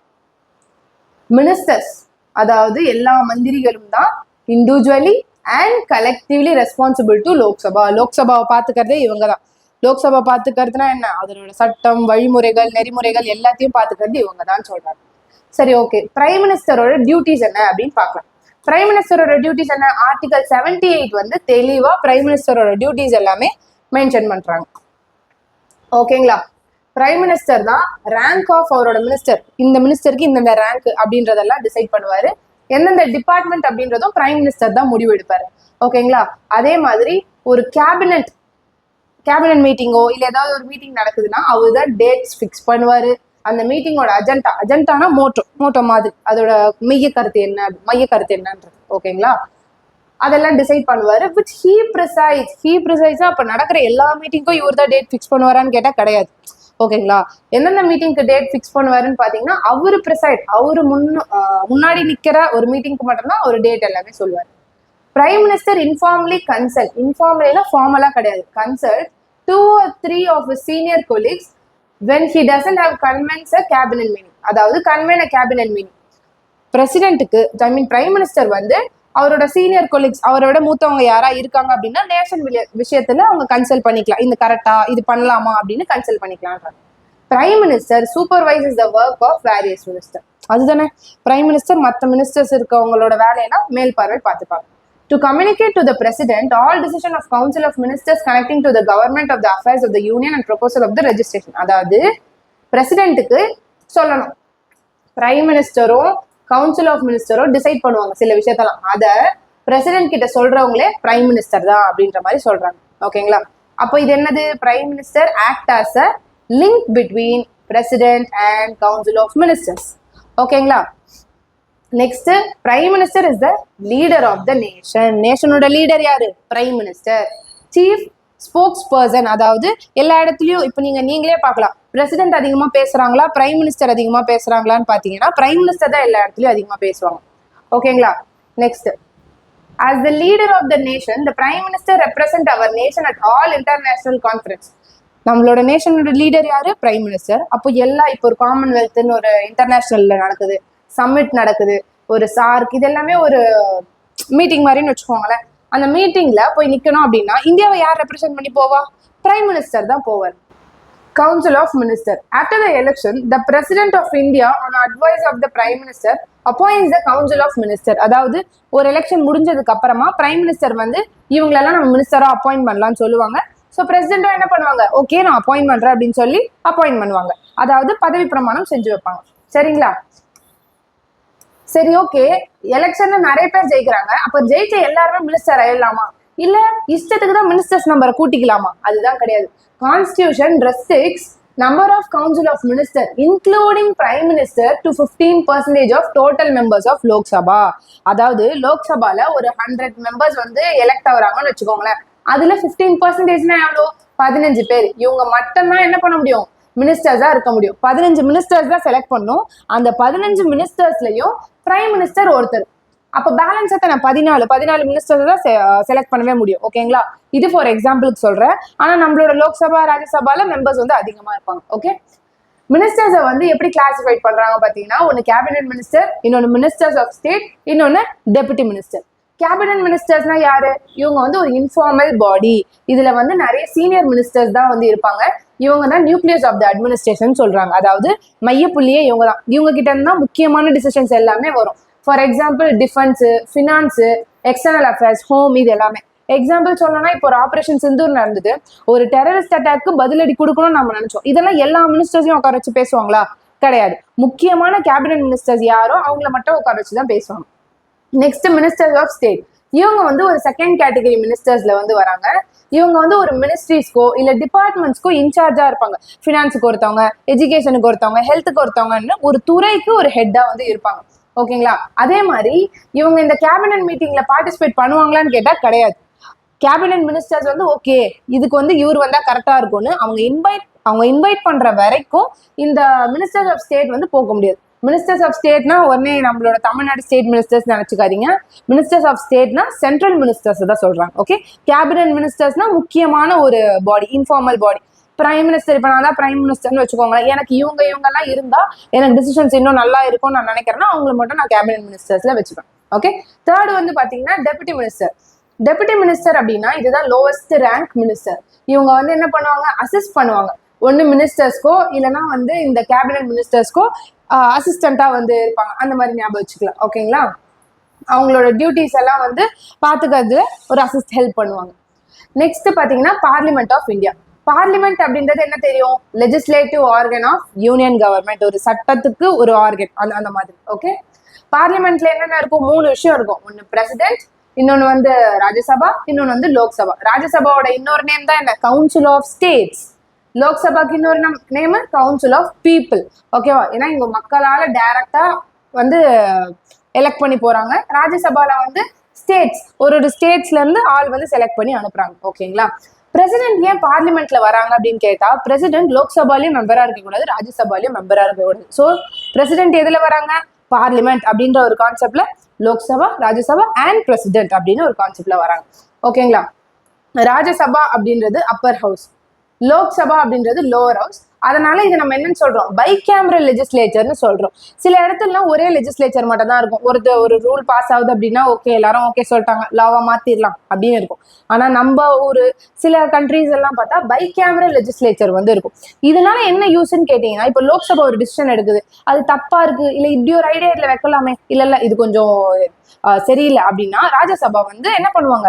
டபுள் செக் மெத்தட் மாதிரி. இப்ப நம்மளே ஆன்சர் எழுதிட்டு திருப்பி நம்ம செக் பண்றது இல்லையா? அதே போலதான். ஓகே,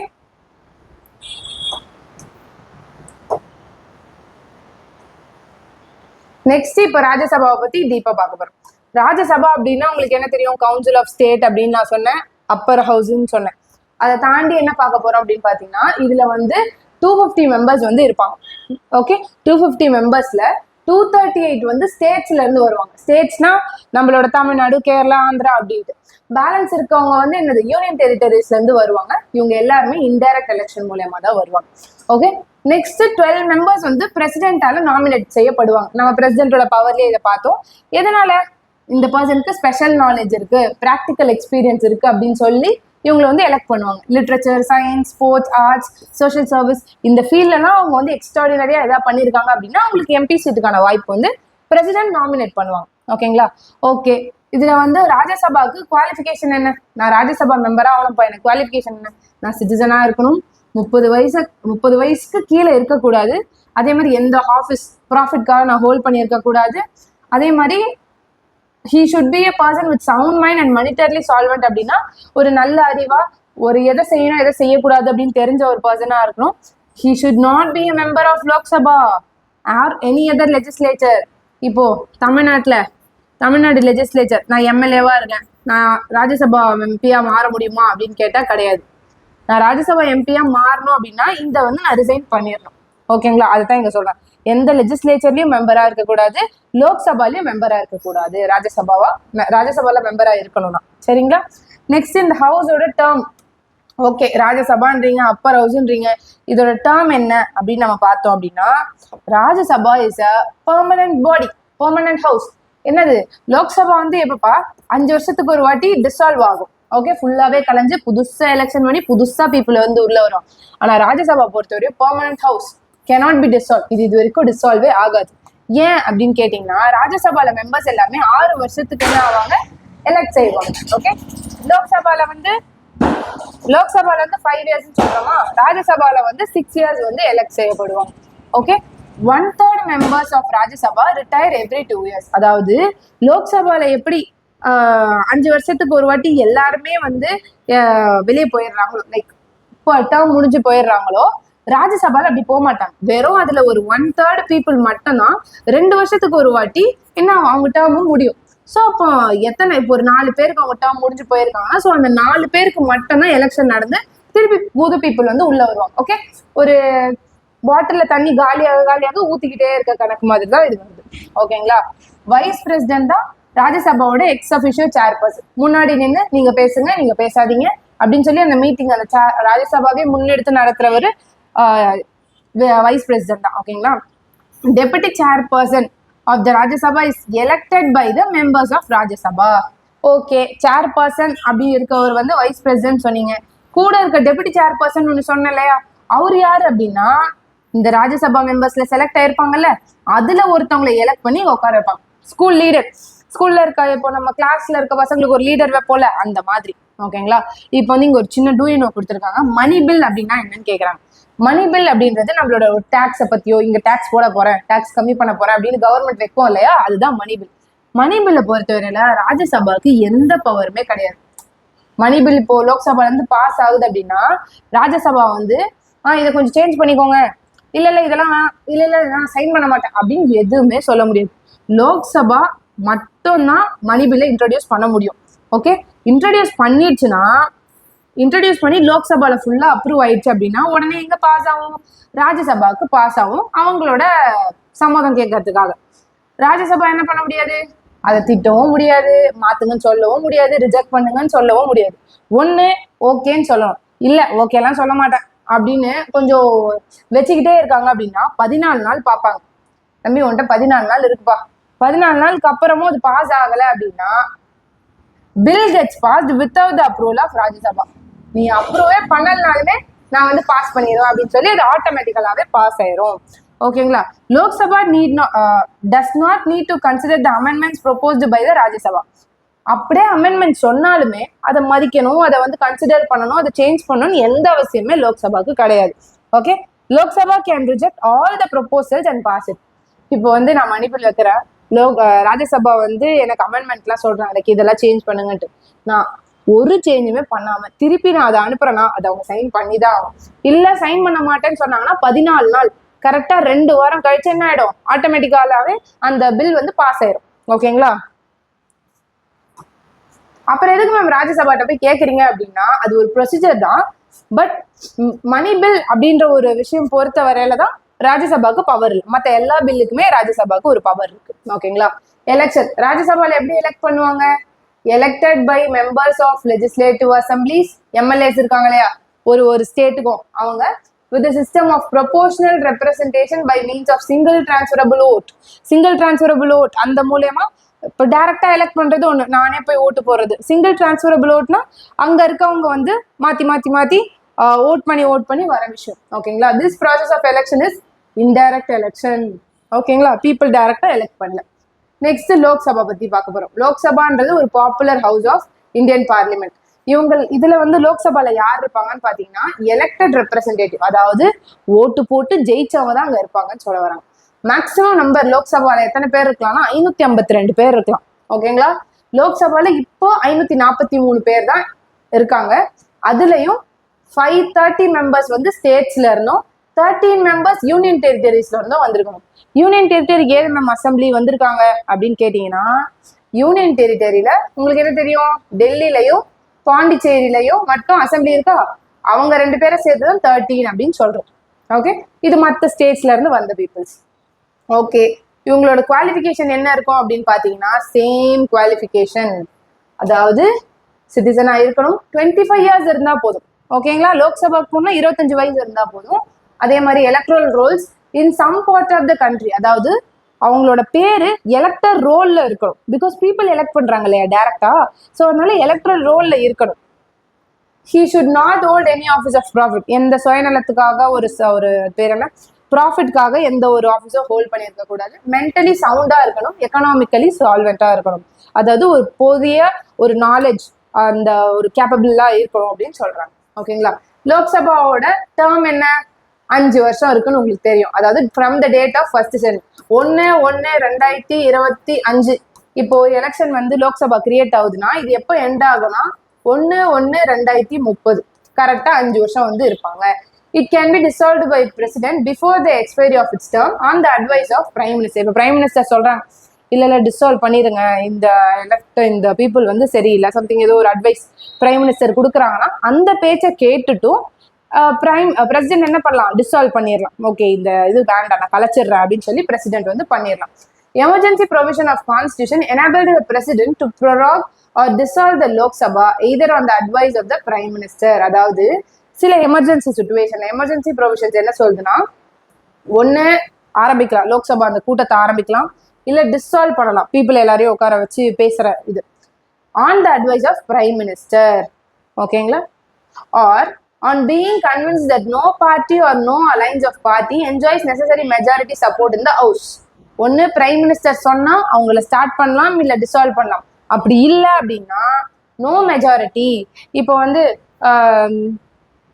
நிறைய பேர் எலெக்ட் ஆகுறாங்க, ஒரு தலைவரை சூஸ் பண்ணி உட்கார வைக்கிறாங்க பிரைம் மினிஸ்டரா. அதுக்கப்புறம் ஒரு பீரியட்ல அவங்க என்ன சொல்றாங்க, 500 பேர் இருக்காங்கன்னா 500 பேருமே இந்த தலைவர் தான் அப்படின்னு சூஸ் பண்றதுனால தான் நிக்கிறாங்க. ஒரு கொஞ்சம் வருஷம் கழிச்சு அந்த தலைவர் சரியில்லை, ஸோ அந்த 500ல 300 பேர் எனக்கு இந்த தலைவர் பிடிக்கல அப்படின்னு சொன்னாங்கன்னா அப்ப என்ன ஆகும், மெஜாரிட்டி லூஸ் ஆகுது. அப்ப அந்த இடத்துல பிரசிடென்ட் வந்து ஓகே இந்த சட்டத்தையே நான் கலைக்கிறேன் அப்படின்னு சொல்லிடுவாங்க. இவங்க ஒத்துமையா இருக்கிறதுனாலதான் பிரைம் மினிஸ்டர்ன்ற ஒருத்தவங்களை சூஸ் பண்ணி வைக்கிறாங்க. இவங்க ஒத்துமையா இல்ல, இவங்களுக்குள்ளே கருத்து வேறுபாடு இருக்குன்ற பட்சத்துல அந்த ஆட்சியை வந்து கலைச்சிருவாங்க. அதைத்தான் இங்க மீன் பண்றாங்க. ஓகே, நெக்ஸ்ட் உங்களுக்கு எலெக்ஷன். லோக்சபா எலெக்ஷன் எப்படி இருக்கும் உங்களுக்கே தெரியும். டைரக்டா வந்து எல்லாருக்கும் பீப்புள் தான் வந்து ஓட் பண்ணுவாங்க. ஓகேங்களா? பீப்புள் தான் வந்து இவங்களுக்கு நான் ஓட் பண்றேன் அப்படின்னு சொல்லி ஓட் பண்ணுவாங்க. Next created on the basis of population. பாப்புலேஷனுக்கு ஏற்ற மாதிரி தான் சீட்டு வந்து வரும் நமக்கு லோக்சபா சீட்டு. இப்போ உத்தரப்பிரதேஷ்ல பெருசா இருக்கு கான்ஸ்டியூன்சி, ஐ மீன் அந்த ஸ்டேட்டே பெருசா இருக்கு அப்படின்னா நிறைய சீட்ஸ் வரும் லோக்சபா சீட்.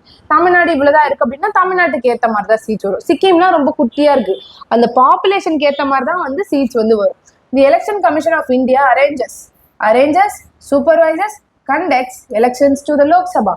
லோக்சபாவோட எலெக்ஷன் யார் வைப்பா, எலெக்ஷன் கமிஷன் ஆஃப் இந்தியா தான் வைப்பாங்க. யூனிவர்சல் அடல்ட் பிரான்ச்சைஸ் அப்படின்னா என்ன, ஒண்ணுமே இல்லை, 18 வயசு ஆயிடுச்சு இந்தியன் சிட்டிசனுக்கு 18 வயசு ஆயிடுச்சுன்னா அவங்க ஓட் போடலாம். அதைத்தான் இங்க சொல்ல வராங்க. Next functions of the Lok Sabha. சரி, ஓகே மேம், லோக்சபாவுக்கு உள்ள போயாச்சு. லோக்சபா என்ன பண்ணும் அப்படின்னா எனி பில் இன்ட்ரடியூஸ் பண்ணலாம் லோக்சபால. ஓகே, இன்ட்ரடியூஸ் பண்ணி பாஸ் பண்ணலாம். ஓகேங்களா? ராஜ்யசபா வந்தா மணி பில் பாஸ் ஆகாது.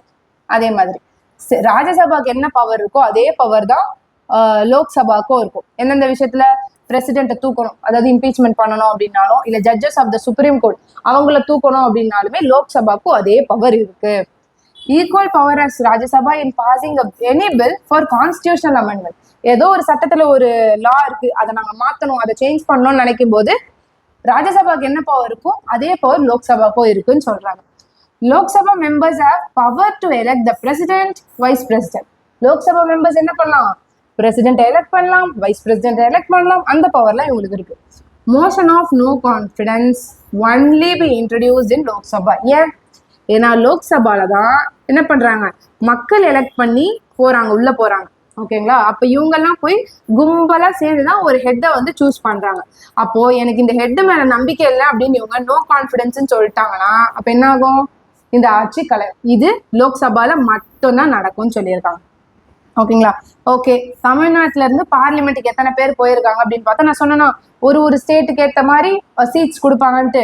ராஜ்யசபால 18 பேர் இருக்காங்க, லோக்சபால 39 பேர் இருக்காங்க. ஓகே, லோக்சபாவோட ஸ்ட்ரென்த் என்னன்னு பார்த்தோம், 500+ பார்த்தோமா? அந்த 500ல 39 மெம்பர்ஸ் நம்மளோட தமிழ்நாடு ஸ்டேட்ல இருந்து போயிருக்காங்க. Next speaker. ஸ்பீக்கர்ன்றவர் யாருன்னு பாத்தீங்கன்னா, லோக்சபால உட்காந்துருப்பாரு பாத்தீங்களா? லோக்சபால எல்லா மினிஸ்டர்ஸும் உட்காந்துருப்பாங்க, நடுவில் ஒருத்தர் சேர் போட்டு உட்காந்து பேசுவார் இல்லையா, அவர் தான் ஸ்பீக்கர். ஓகேங்களா? இவர் வந்து elected by its member.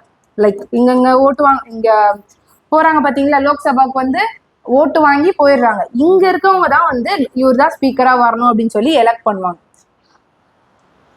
The office of the speaker occupies an essential position in our parliamentary democracy. நம்மளோட டெமோக்ரஸிலே ஸ்பீக்கர்னா என்ன பண்ணாருல, பேசுறவர் தானே. அவர் பேசுறாரு, அவருமே ஒரு எம்பி தான், அவங்கள இருந்து உட்கார வச்சிருக்காங்க. அவங்களுக்கு என்ன ஸ்பெஷல் பவர் இருக்குன்னு கேட்டா அவங்களுக்குமே ஸ்பெஷல் பவர் இருக்கு. நம்ம டெமோக்ரஸில ஸ்பீக்கருக்கு ஒரு மேஜர் பவர் இருக்கு. ஓகேங்களா? ஸ்பீக்கர் வந்து இந்த ஆஃபீஸ்லயே இருப்பாங்க. ஈவன் ஹவுஸ் இஸ் டிசால்வ், ஒரு ஆட்சி, அதாவது அந்த லோக்சபால உள்ள எல்லாருமே கலைஞ்சா கூட ஸ்பீக்கர் அப்படியே தான் இருப்பார்.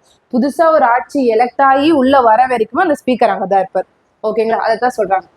Till a new speaker is elected by the new Lok Sabha. The speaker presides over joint sitting of 2 houses of the parliament. அதாவது லோக்சபாக்கு ஒரு மீட்டிங் நடக்கும், லைக் லோக்சபாலாம் பேசுவாங்க, ராஜ்யசபால உள்ளவங்கலாம் பேசுவாங்க. இதே ஒரு முக்கியமான விஷயம், ஒரு முடிவுக்கே வரல அப்படின்னும் போது 2 பேரும் சேர்ந்து உட்காந்து பேசுவாங்கல்ல, அந்த மாதிரி 2 பேர் சேர்ந்து உட்காந்து பேசும்போதும் ஸ்பீக்கர் இவர் தான் முன்னாடி நின்று நடத்துவாராம் எல்லாத்தையுமே. ஓகே, நெக்ஸ்ட் என்ன?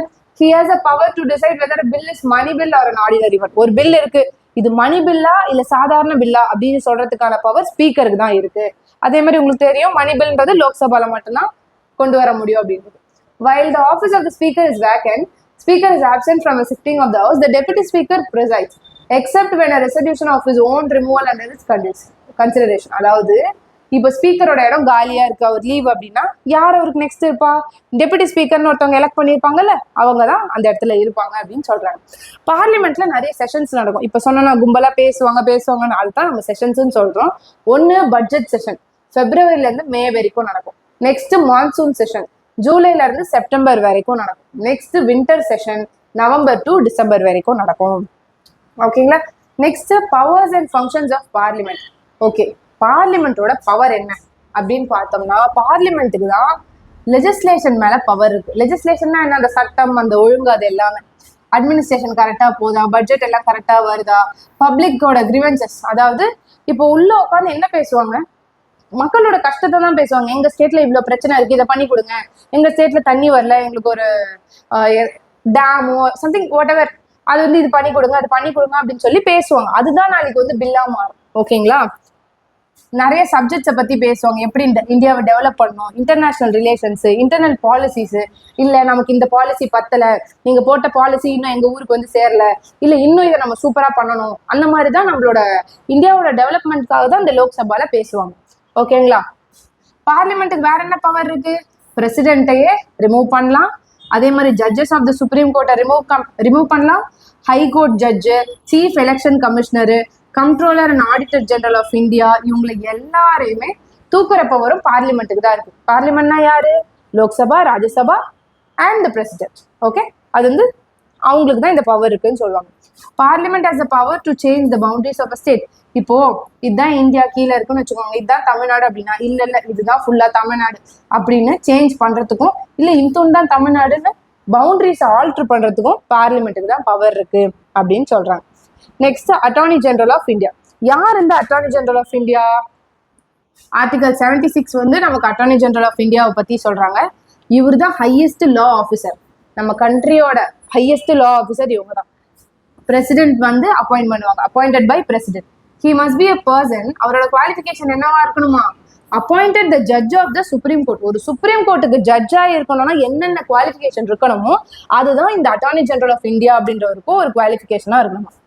Removed by president at any time. President நினைச்சாங்கன்னா எப்போ வேணா அவரை தூக்கலாம். ஓகேங்களா? He may also quit his office by submitting his resignation to president. இல்ல நான் இந்த வேலையை விட்டு போறேன் அப்படின்னு அவரு நினைச்சாருன்னா அவர் என்ன பண்ணலாம்? ரெசிக்னேஷன் வந்து பிரசிடென்ட் கிட்ட கொடுத்துட்டு அவரு கிளம்பலாம். அதுதான் சொல்றாங்க. Next duties and functions of attorney general. இவரோட வேலை என்ன? அட்வைஸ் பண்ணுவார் கவர்மெண்ட் ஆஃப் இந்தியாவுக்கு. ஏதாவது ஒரு லீகலா ஒரு விஷயம் எடுத்துக்கிறாங்க அந்த மாதிரி ஏதாவது இருக்குன்னா அட்வைஸ் பண்ணுவாங்க லீகல் மேட்டர்ஸ்ல, which are referred to him by the president. President வந்து ரெஃபர் பண்ணுவாங்க, இது கொஞ்சம் என்ன பண்ணலாம் சொல்லுங்க அப்படின்னு கேட்பாங்க. அதே மாதிரி அட்டார்னி ஜெனரல் ஆஃப் இந்தியாவுக்கு ரைட்ஸ் என்னென்ன இருக்குன்னு பார்த்தீங்கன்னா, ஆடியன்ஸ் இன் ஆல் கோர்ட்ஸ் இந்த டெரிட்டரி ஆஃப் இந்தியா. இதுதான் வந்து இந்தியா டெரிட்டரின்னு வச்சுக்கோங்களேன். இங்க எத்தனை கோர்ட் இருந்தாலும் எல்லா கோர்ட்டுக்குள்ளேயுமே ஒரு ஆடியன்ஸா போய் உட்காரலாம். அது மட்டும் இல்லாம both houses of the parliament, லோக்சபால செஷன்ஸ் நடக்குமா, ராஜ்யசபால செஷன்ஸ் நடக்குமா, ஜாயிண்ட் மீட்டிங் கூட நடக்குமா இவங்க 2 பேரையும் சேர்த்து. இதுல எதுல வேணாலும் இவரு போய் உட்காந்து பார்ட்டிசிபேட் பண்ணலாம், பேசலாம், take part in proceedings and to speak. எதை வேணா அவங்க பண்ணலாம். ஓகேங்களா? அதே மாதிரி எந்த கமிட்டி ஆஃப் த பார்லிமெண்ட்லயும் போய் உட்காரலாம். கமிட்டினா என்ன மேம் அப்படின்னா ஒரு குழு. இப்போ நான் வந்து ஒரு பில்லு வேணும், இப்போ நான் தான் ஒரு மினிஸ்டர், நான் வந்து ஒரு பில் வந்து கொடுக்குறேன். இல்லப்பா எங்க ஊர்ல வந்து ரேப் வந்து அதிகமா இருக்கு, ஸோ வந்து இதுக்கு நம்ம பெருசா ஒன்று விஷயம் வந்து பண்ணணும் அப்படின்னு நான் சொல்றேன்னா நான் பில் எல்லாம் கொடுத்துருவேன், நான் பேசிடுவேன். இது வந்து ஒரு கமிட்டி கிட்ட போய் அந்த கமிட்டி உண்மையா எப்படி டீட்டெயில்ஸ் A to Z வந்து விசாரிப்பாங்க. அந்த கமிட்டியில போய் கூட உட்காரலாம் அப்படின்னு சொல்றாங்க. ஓகேங்களா? which he may be named a member but without right to vote. இவர் வந்து மெம்பராகவே இருக்கலாம், பட் ஓட் பண்றதுக்கு மட்டும் ரைட்ஸ் இல்ல. அந்த லோக்சபா ராஜ்யசபா ஏதாவது ஒரு இஷ்யூ வந்தது அப்படின்னா ஓட் பண்ணுவாங்க இல்லையா அங்க இருக்க மெம்பர்ஸ், அது நம்ம அட்டார்னி ஜெனரல் ஆஃப் இந்தியா கிடையாது. நீங்க பார்க்கலாம், பேசலாம், கலந்துக்கலாம், பட் ஆனா ஓட் மட்டும் பண்ணக்கூடாது. அது மட்டும் இல்லாம அவருக்கு எல்லா ப்ரிவிலேஜஸ் அண்ட் இம்யூனிட்டிஸும் இருக்கு. ஒரு எம்பிக்கு என்னென்ன இருக்கணுமோ, மெம்பர் ஆஃப் பார்லிமெண்ட்னா எம்பி தான், ஒரு எம்பிக்கு என்னென்ன சலுகைகள் இருக்குமோ அது எல்லாமே அட்டார்னி ஜெனரல் ஆஃப் இந்தியாவுக்கு இருக்கு.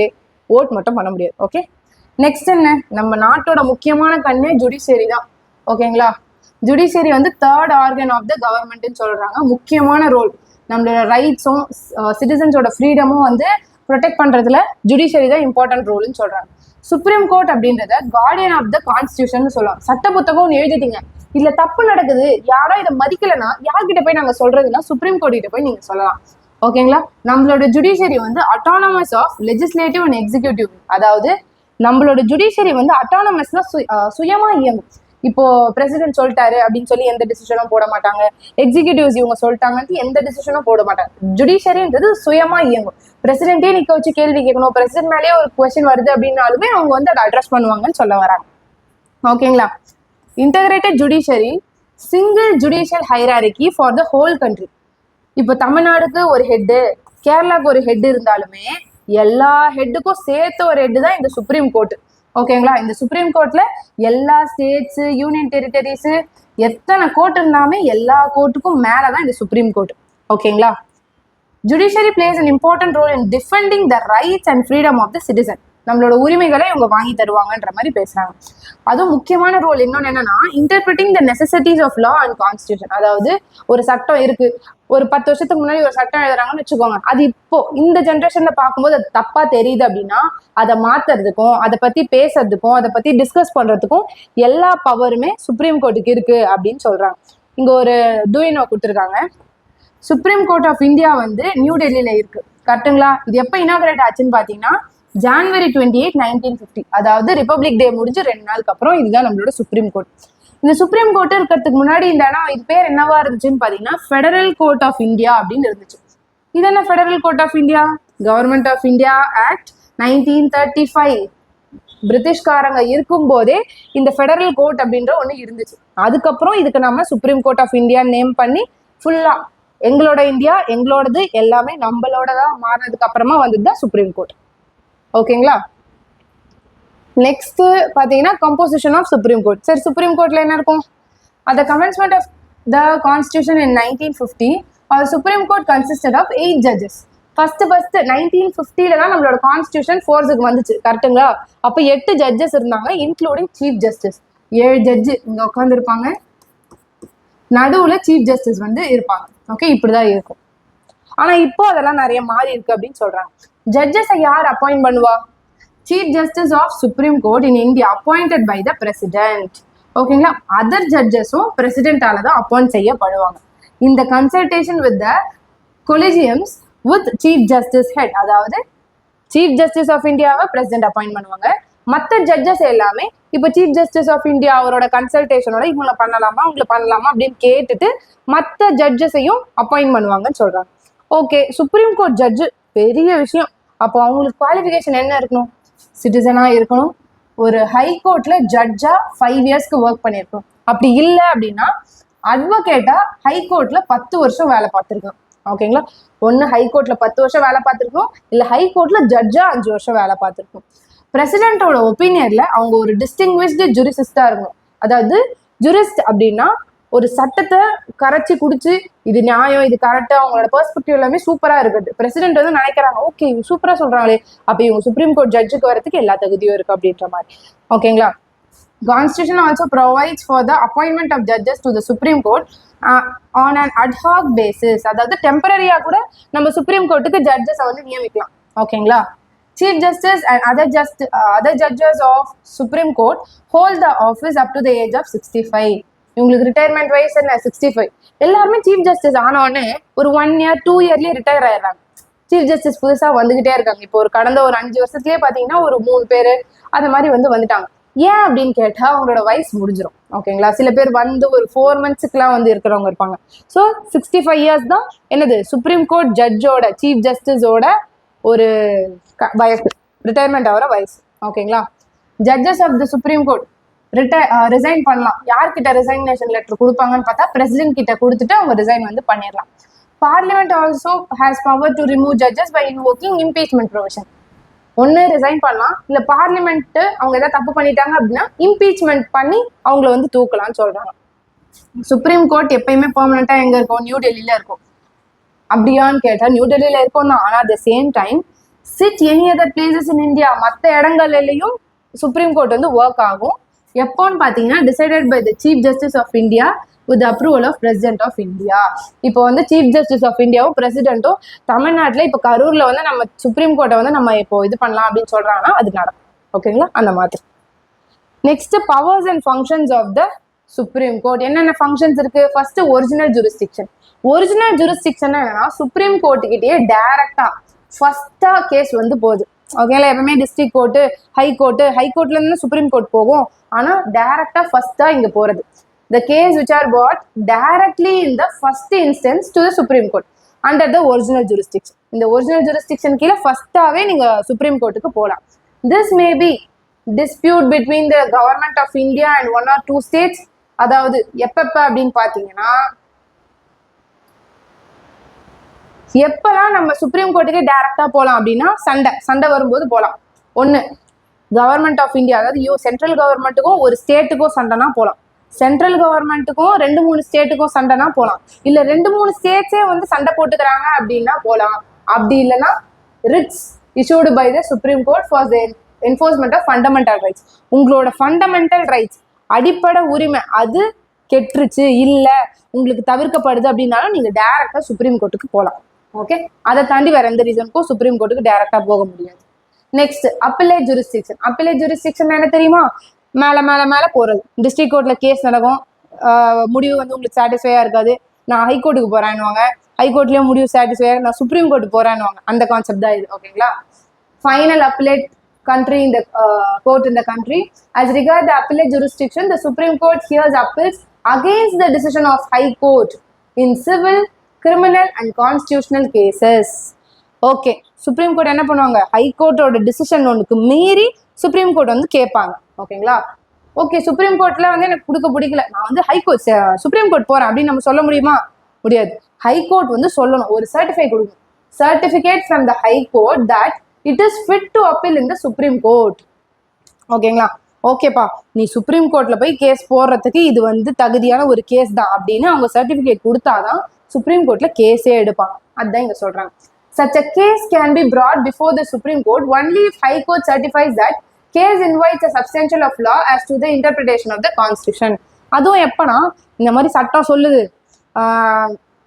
இப்போ பிரச்சனை வரவங்க இப்படி இருக்காங்க, நம்ம என்ன பண்ணலாம், கான்ஸ்டியூஷன்ல வந்து ஒரு ரிவ்யூ பண்ணலாம் அப்படின்னா சுப்ரீம் கோர்ட்டுக்கு தான் போகும். முன்னாடியே பார்த்தோமா, ஒரு கான்ஸ்டியூஷன் சட்டம் எழுதியிருப்பாங்க, அதை ரிவ்யூ பண்ணும், ஏதாவது ஒரு புதுசா சொல்ல வரணும் அப்படின்னா சுப்ரீம் கோர்ட்டுக்கு தான் அந்த பவர் இருக்குன்னு நம்ம பார்த்தோம். அதுதான். Next advisory jurisdiction. அட்வைசரினா ஒன்றும் கிடையாது, பிரசிடென்ட்டுக்கு வந்து சுப்ரீம் கோர்ட் அட்வைஸ் பண்ணுவாங்க. ஏதாவது ஒரு லா விஷயத்துல கொஸ்டின் கேட்கறாங்க, இது சட்டப்பூர்வமா இருக்குமா, அந்த மாதிரி ஒரு கொஸ்டின்ஸ் கேட்டா சுப்ரீம் கோர்ட் வந்து ஆன்சர் பண்ணலாம். ஓகேங்களா? ஆனா இந்த ஆன்சர் அப்படியே பிரசிடென்ட் கேட்டுக்கணும்னு எந்த அவசியமுமே கிடையாது. அண்ட் வேற என்ன, மிஸ்லேனியஸ் ஜூரிஸ்டிக்ஷன். மற்ற ஜூரிஸ்டிக்ஷன்ல என்னன்னு பார்த்தா, law declared by supreme court is binding on all courts within territory of India. ஒரு லா சுப்ரீம் கோர்ட் போட்டாங்க அப்படின்னா எல்லா கோர்ட் டெரிட்டரி நம்ம இந்தியாவில் அந்த நம்மளோட பார்டர்ஸ் எல்லா வரைக்குமே ஃபுல்லா அது அப்ளிகபிள் ஆகும் வித் பைண்டிங். பைண்டிங்னா கண்டிப்பா கேட்கணுன்ற அளவுக்கு. ஓகேங்களா?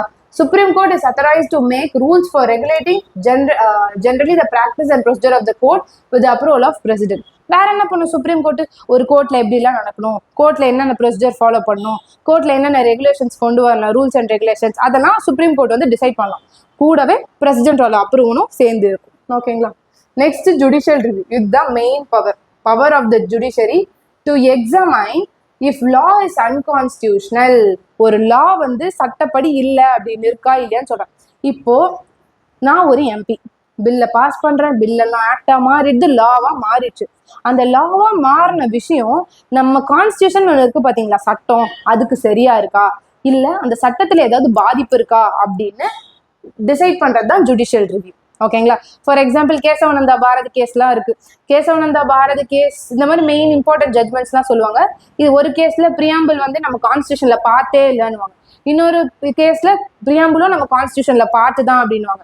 இன்னொரு ஒரு கேஸ்ல பிரியாம்பிளை வந்து நீங்க வந்து சேஞ்சே பண்ணக்கூடாது, நம்ம கான்ஸ்டியூஷன் அதாவது நம்ம சட்டத்தோட அடிப்படையை நீங்க சேஞ்ச் பண்ணாம தான் ஒரு லா எல்லாம் கிரியேட் பண்ணோம் அப்படின்னு நீங்க சொல்லியிருப்பாங்க. ஓகேங்களா? சுப்ரீம் கோர்ட்டும் நிறைய ஜட்மெண்ட் சொல்லிட்டே இருக்கும். அது பேர் தான் judicial review. Supreme court enjoys this power. ஏன்னா யாருமே நீ இதை தான் சொல்லணும், நீ அதை தான் சொல்லணும்னு சொல்ல மாட்டாங்க. சுப்ரீம் கோர்ட் கம்ப்ளீட்டா இதை வந்து என்ஜாய் பண்ணுவாங்க. ஓகேங்களா? யார் யாருக்கு என்னென்ன பவர், சென்டருக்கோ ஸ்டேட்ஸ்க்கோ ஏதாவது சண்டை அப்படின்னா பேசலாம். Interpret and clarify provisions of constitution about which there are some doubts and difference of opinion. நிறைய பேர் டிஃபரன்ஸா சொல்றாங்க. ஃபார் எக்ஸாம்பிள் ரைட் டு ஈக்குவாலிட்டின்னு நமக்கு ஒன்று இருக்கு, ஆனா நமக்கு ரிசர்வேஷன் ஒன்று கொடுக்குறாங்க. இவங்களுக்குலாம் இவ்வளோ இடஒதுக்கீடு, இவங்களுக்குலாம் இவ்வளோ இடஒதுக்கீடுன்னு டிஃப்ரெண்டா கொடுக்குறாங்க. இது ஒரு டைம் கேஸ் ஆச்சு. ஈக்குவாலிட்டின்றீங்க, அப்புறம் ஏன் இடஒதுக்கீடு மட்டும் கொடுக்குறீங்கன்ட்டு அப்புறம் தான் சொன்னாங்க ஈக்குவாலிட்டி வந்து ரிசர்வேஷனை பாதிக்கல, ஐ மீன் ரிசர்வேஷன் ஈக்குவாலிட்டியை பாதிக்கல, அவங்க சுச்சுவேஷனுக்கு ஏற்ற மாதிரி நம்ம கொடுத்துருக்கோன்றதுக்கு ஏற்ற ஒரு டெஃபினேஷன் வந்து கொடுக்குறாங்க. இது ஒரு காமன் மனுஷனா எனக்கு ஒரு சந்தேகம் வருது இல்லையா, இந்த மாதிரி சந்தேகம் யாருக்கா வந்துச்சு அப்படின்னா அது சுப்ரீம் கோர்ட்ல வந்து கிளாரிஃபையா மாறும் அப்படின்னு சொல்றாங்க. ஓகேங்களா? நம்மளோட ஃபண்டமெண்டல் ரைட்ஸ். இப்போ ஃபண்டமெண்டல் ரைட்ஸ் என்ன, ரைட் டு ஃப்ரீடம். ஃப்ரீடம்னா என்ன, பேசுறது, படிக்கிறது. இப்போ உங்களை கட்டாயப்படுத்தி கல்யாணம் பண்ணி வைக்கிறாங்க, உங்களுக்கு படிப்பே கொடுக்க மாட்டாங்க, அந்த மாதிரிலாம் நிறைய விஷயம் இருக்கு. ஓகேங்களா? அப்போ அதெல்லாம் நம்மளோட ஃபண்டமெண்டல் ரைட்ஸ்ல வருது. அதுல நீங்க அஃபெக்ட் ஆனீங்க அப்படின்னா டைரக்டாவே சுப்ரீம் கோர்ட்டுக்கு போகலாம். Those laws passed by the legislation with are not in accordance with the constitution. அதே மாதிரி ஒரு லா பாஸ் ஆகுது, அந்த லா வந்து கான்ஸ்டியூஷனுக்கு சம்மந்தமே ஆகல, சுத்தமா கான்ஸ்டியூஷனை ஒரு அழிக்கிற மாதிரி வருதுன்னு வச்சுக்கோங்க. இது வரைக்கும் நடக்கல, அழிக்கிற மாதிரி வருதுன்னு வச்சுக்கோங்க. அப்போ சுப்ரீம் கோர்ட் வந்து இல்லப்பா இது வந்து கான்ஸ்டியூஷனுக்கு சேரல, ஸோ அப்போ இது தப்பு அப்படின்னு சொல்லுவாங்க. அது பேர் தான் ஜுடிஷியல் ரிவ்யூ. இப்போ இந்த லெசனோட சம்மரி பார்க்க போறோம். சென்ட்ரல் கவர்மெண்ட்னா என்ன, இந்த லெசன்ல மொத்தமா என்ன பார்த்தோம், president, prime minister, vice president, Lok Sabha, Rajya Sabha, அப்புறம் speaker, attorney general of India, next judiciary. இந்த கான்செப்ட்ல பார்த்தோமா, வைஸ் பிரசிடென்ட்ன்றவங்க ஃபர்ஸ்ட் சிட்டிசன், அவங்க பேர்ல தான் எல்லா விஷயமும் நடக்கும். அவங்க தான் பிரைம் மினிஸ்டர், கவுன்சில் ஆஃப் மினிஸ்டர்னு எல்லாரையும் அப்பாயிண்ட் பண்ணுவாங்க. Chief election commissioner, attorney general of India, அப்புறம் சிஏஜி அப்படின்னு பெரிய பெரிய பொசிஷன்ல இருக்கவங்களெல்லாம் பிரசிடென்ட் தான் அப்பாயிண்ட் பண்ணுவாங்க. பிரசிடென்ட்டை தூக்கணும்னா பார்லிமெண்ட் ஃபுல்லா சேர்ந்து அந்த இம்பீச்மெண்ட் ப்ராசஸ் நடத்தணும். அதே தான் வைஸ் பிரசிடென்ட்டுக்கும் இம்பீச்மெண்ட் வச்சு தான் தூக்குவாங்க. வைஸ் பிரசிடென்ட் வந்து ராஜ்யசபாவோட சேர்மனா இருப்பாருன்னு பார்த்தோம். நெக்ஸ்ட் பிரைம் மினிஸ்டர்னா அவர் தான் சீஃப் ஸ்போக்ஸ் பர்சனு, வெளியே போற கண்ட்ரிக்கெல்லாம் இந்தியாவை ரெப்ரசென்ட் பண்றவர் அவர் தான். மினிஸ்டர்ஸ் கூட சேர்ந்து டிசைட் பண்றவர் அவர் தான். வேற என்ன பார்த்தோம், லோக்சபா பார்த்தோம். லோக்சபான்றது பீப்புள் டைரக்டா எலெக்ட் பண்ணுவாங்க, மக்களோட பிரச்சனைகளை பேசுவாங்கன்னு பார்த்தோம். ராஜ்யசபான்றது இன்டைரக்டா எலெக்ட் பண்ணுவாங்கன்னு பார்த்தோம். வேற அட்டார்னி ஜெனரல் ஆஃப் இந்தியானா யாரு, நம்ம இந்தியாலேயே ஹையஸ்ட் லா ஆஃபீஸர், இந்தியாவுக்கு ஏதாவது ஒரு கேஸ்னா அவர் தான் வந்து உட்காருவாரு அப்படின்றத பார்த்தோம். ஸ்பீக்கர், லோக்சபாவை அந்த லோக்சபால நடுவில் உட்காந்துருப்பார்ல அவர் தான் ஸ்பீக்கர், அவரோட பவர் என்னன்றதை பார்த்தோம். பில் எல்லாம் எங்க இன்ட்ரடியூஸ் ஆகுதுன்னு பார்த்தோம். இது எல்லாமே சென்ட்ரல் கவர்மெண்ட் அப்படின்ற ஒரு டாபிக்ல அடங்குது. ஓகேங்களா? இது நல்லா தெரிஞ்சுக்கிறது மூலயமா நமக்கு என்ன யூஸ் இருக்கும் அப்படின்னா, நம்ம இருக்கிற கண்ட்ரியை எப்படி ரூல் ஆகுது, எப்படி ரன் ஆகுதுன்றது உங்களுக்கு தெரியும். ஓகேங்களா? தேங்க்யூ.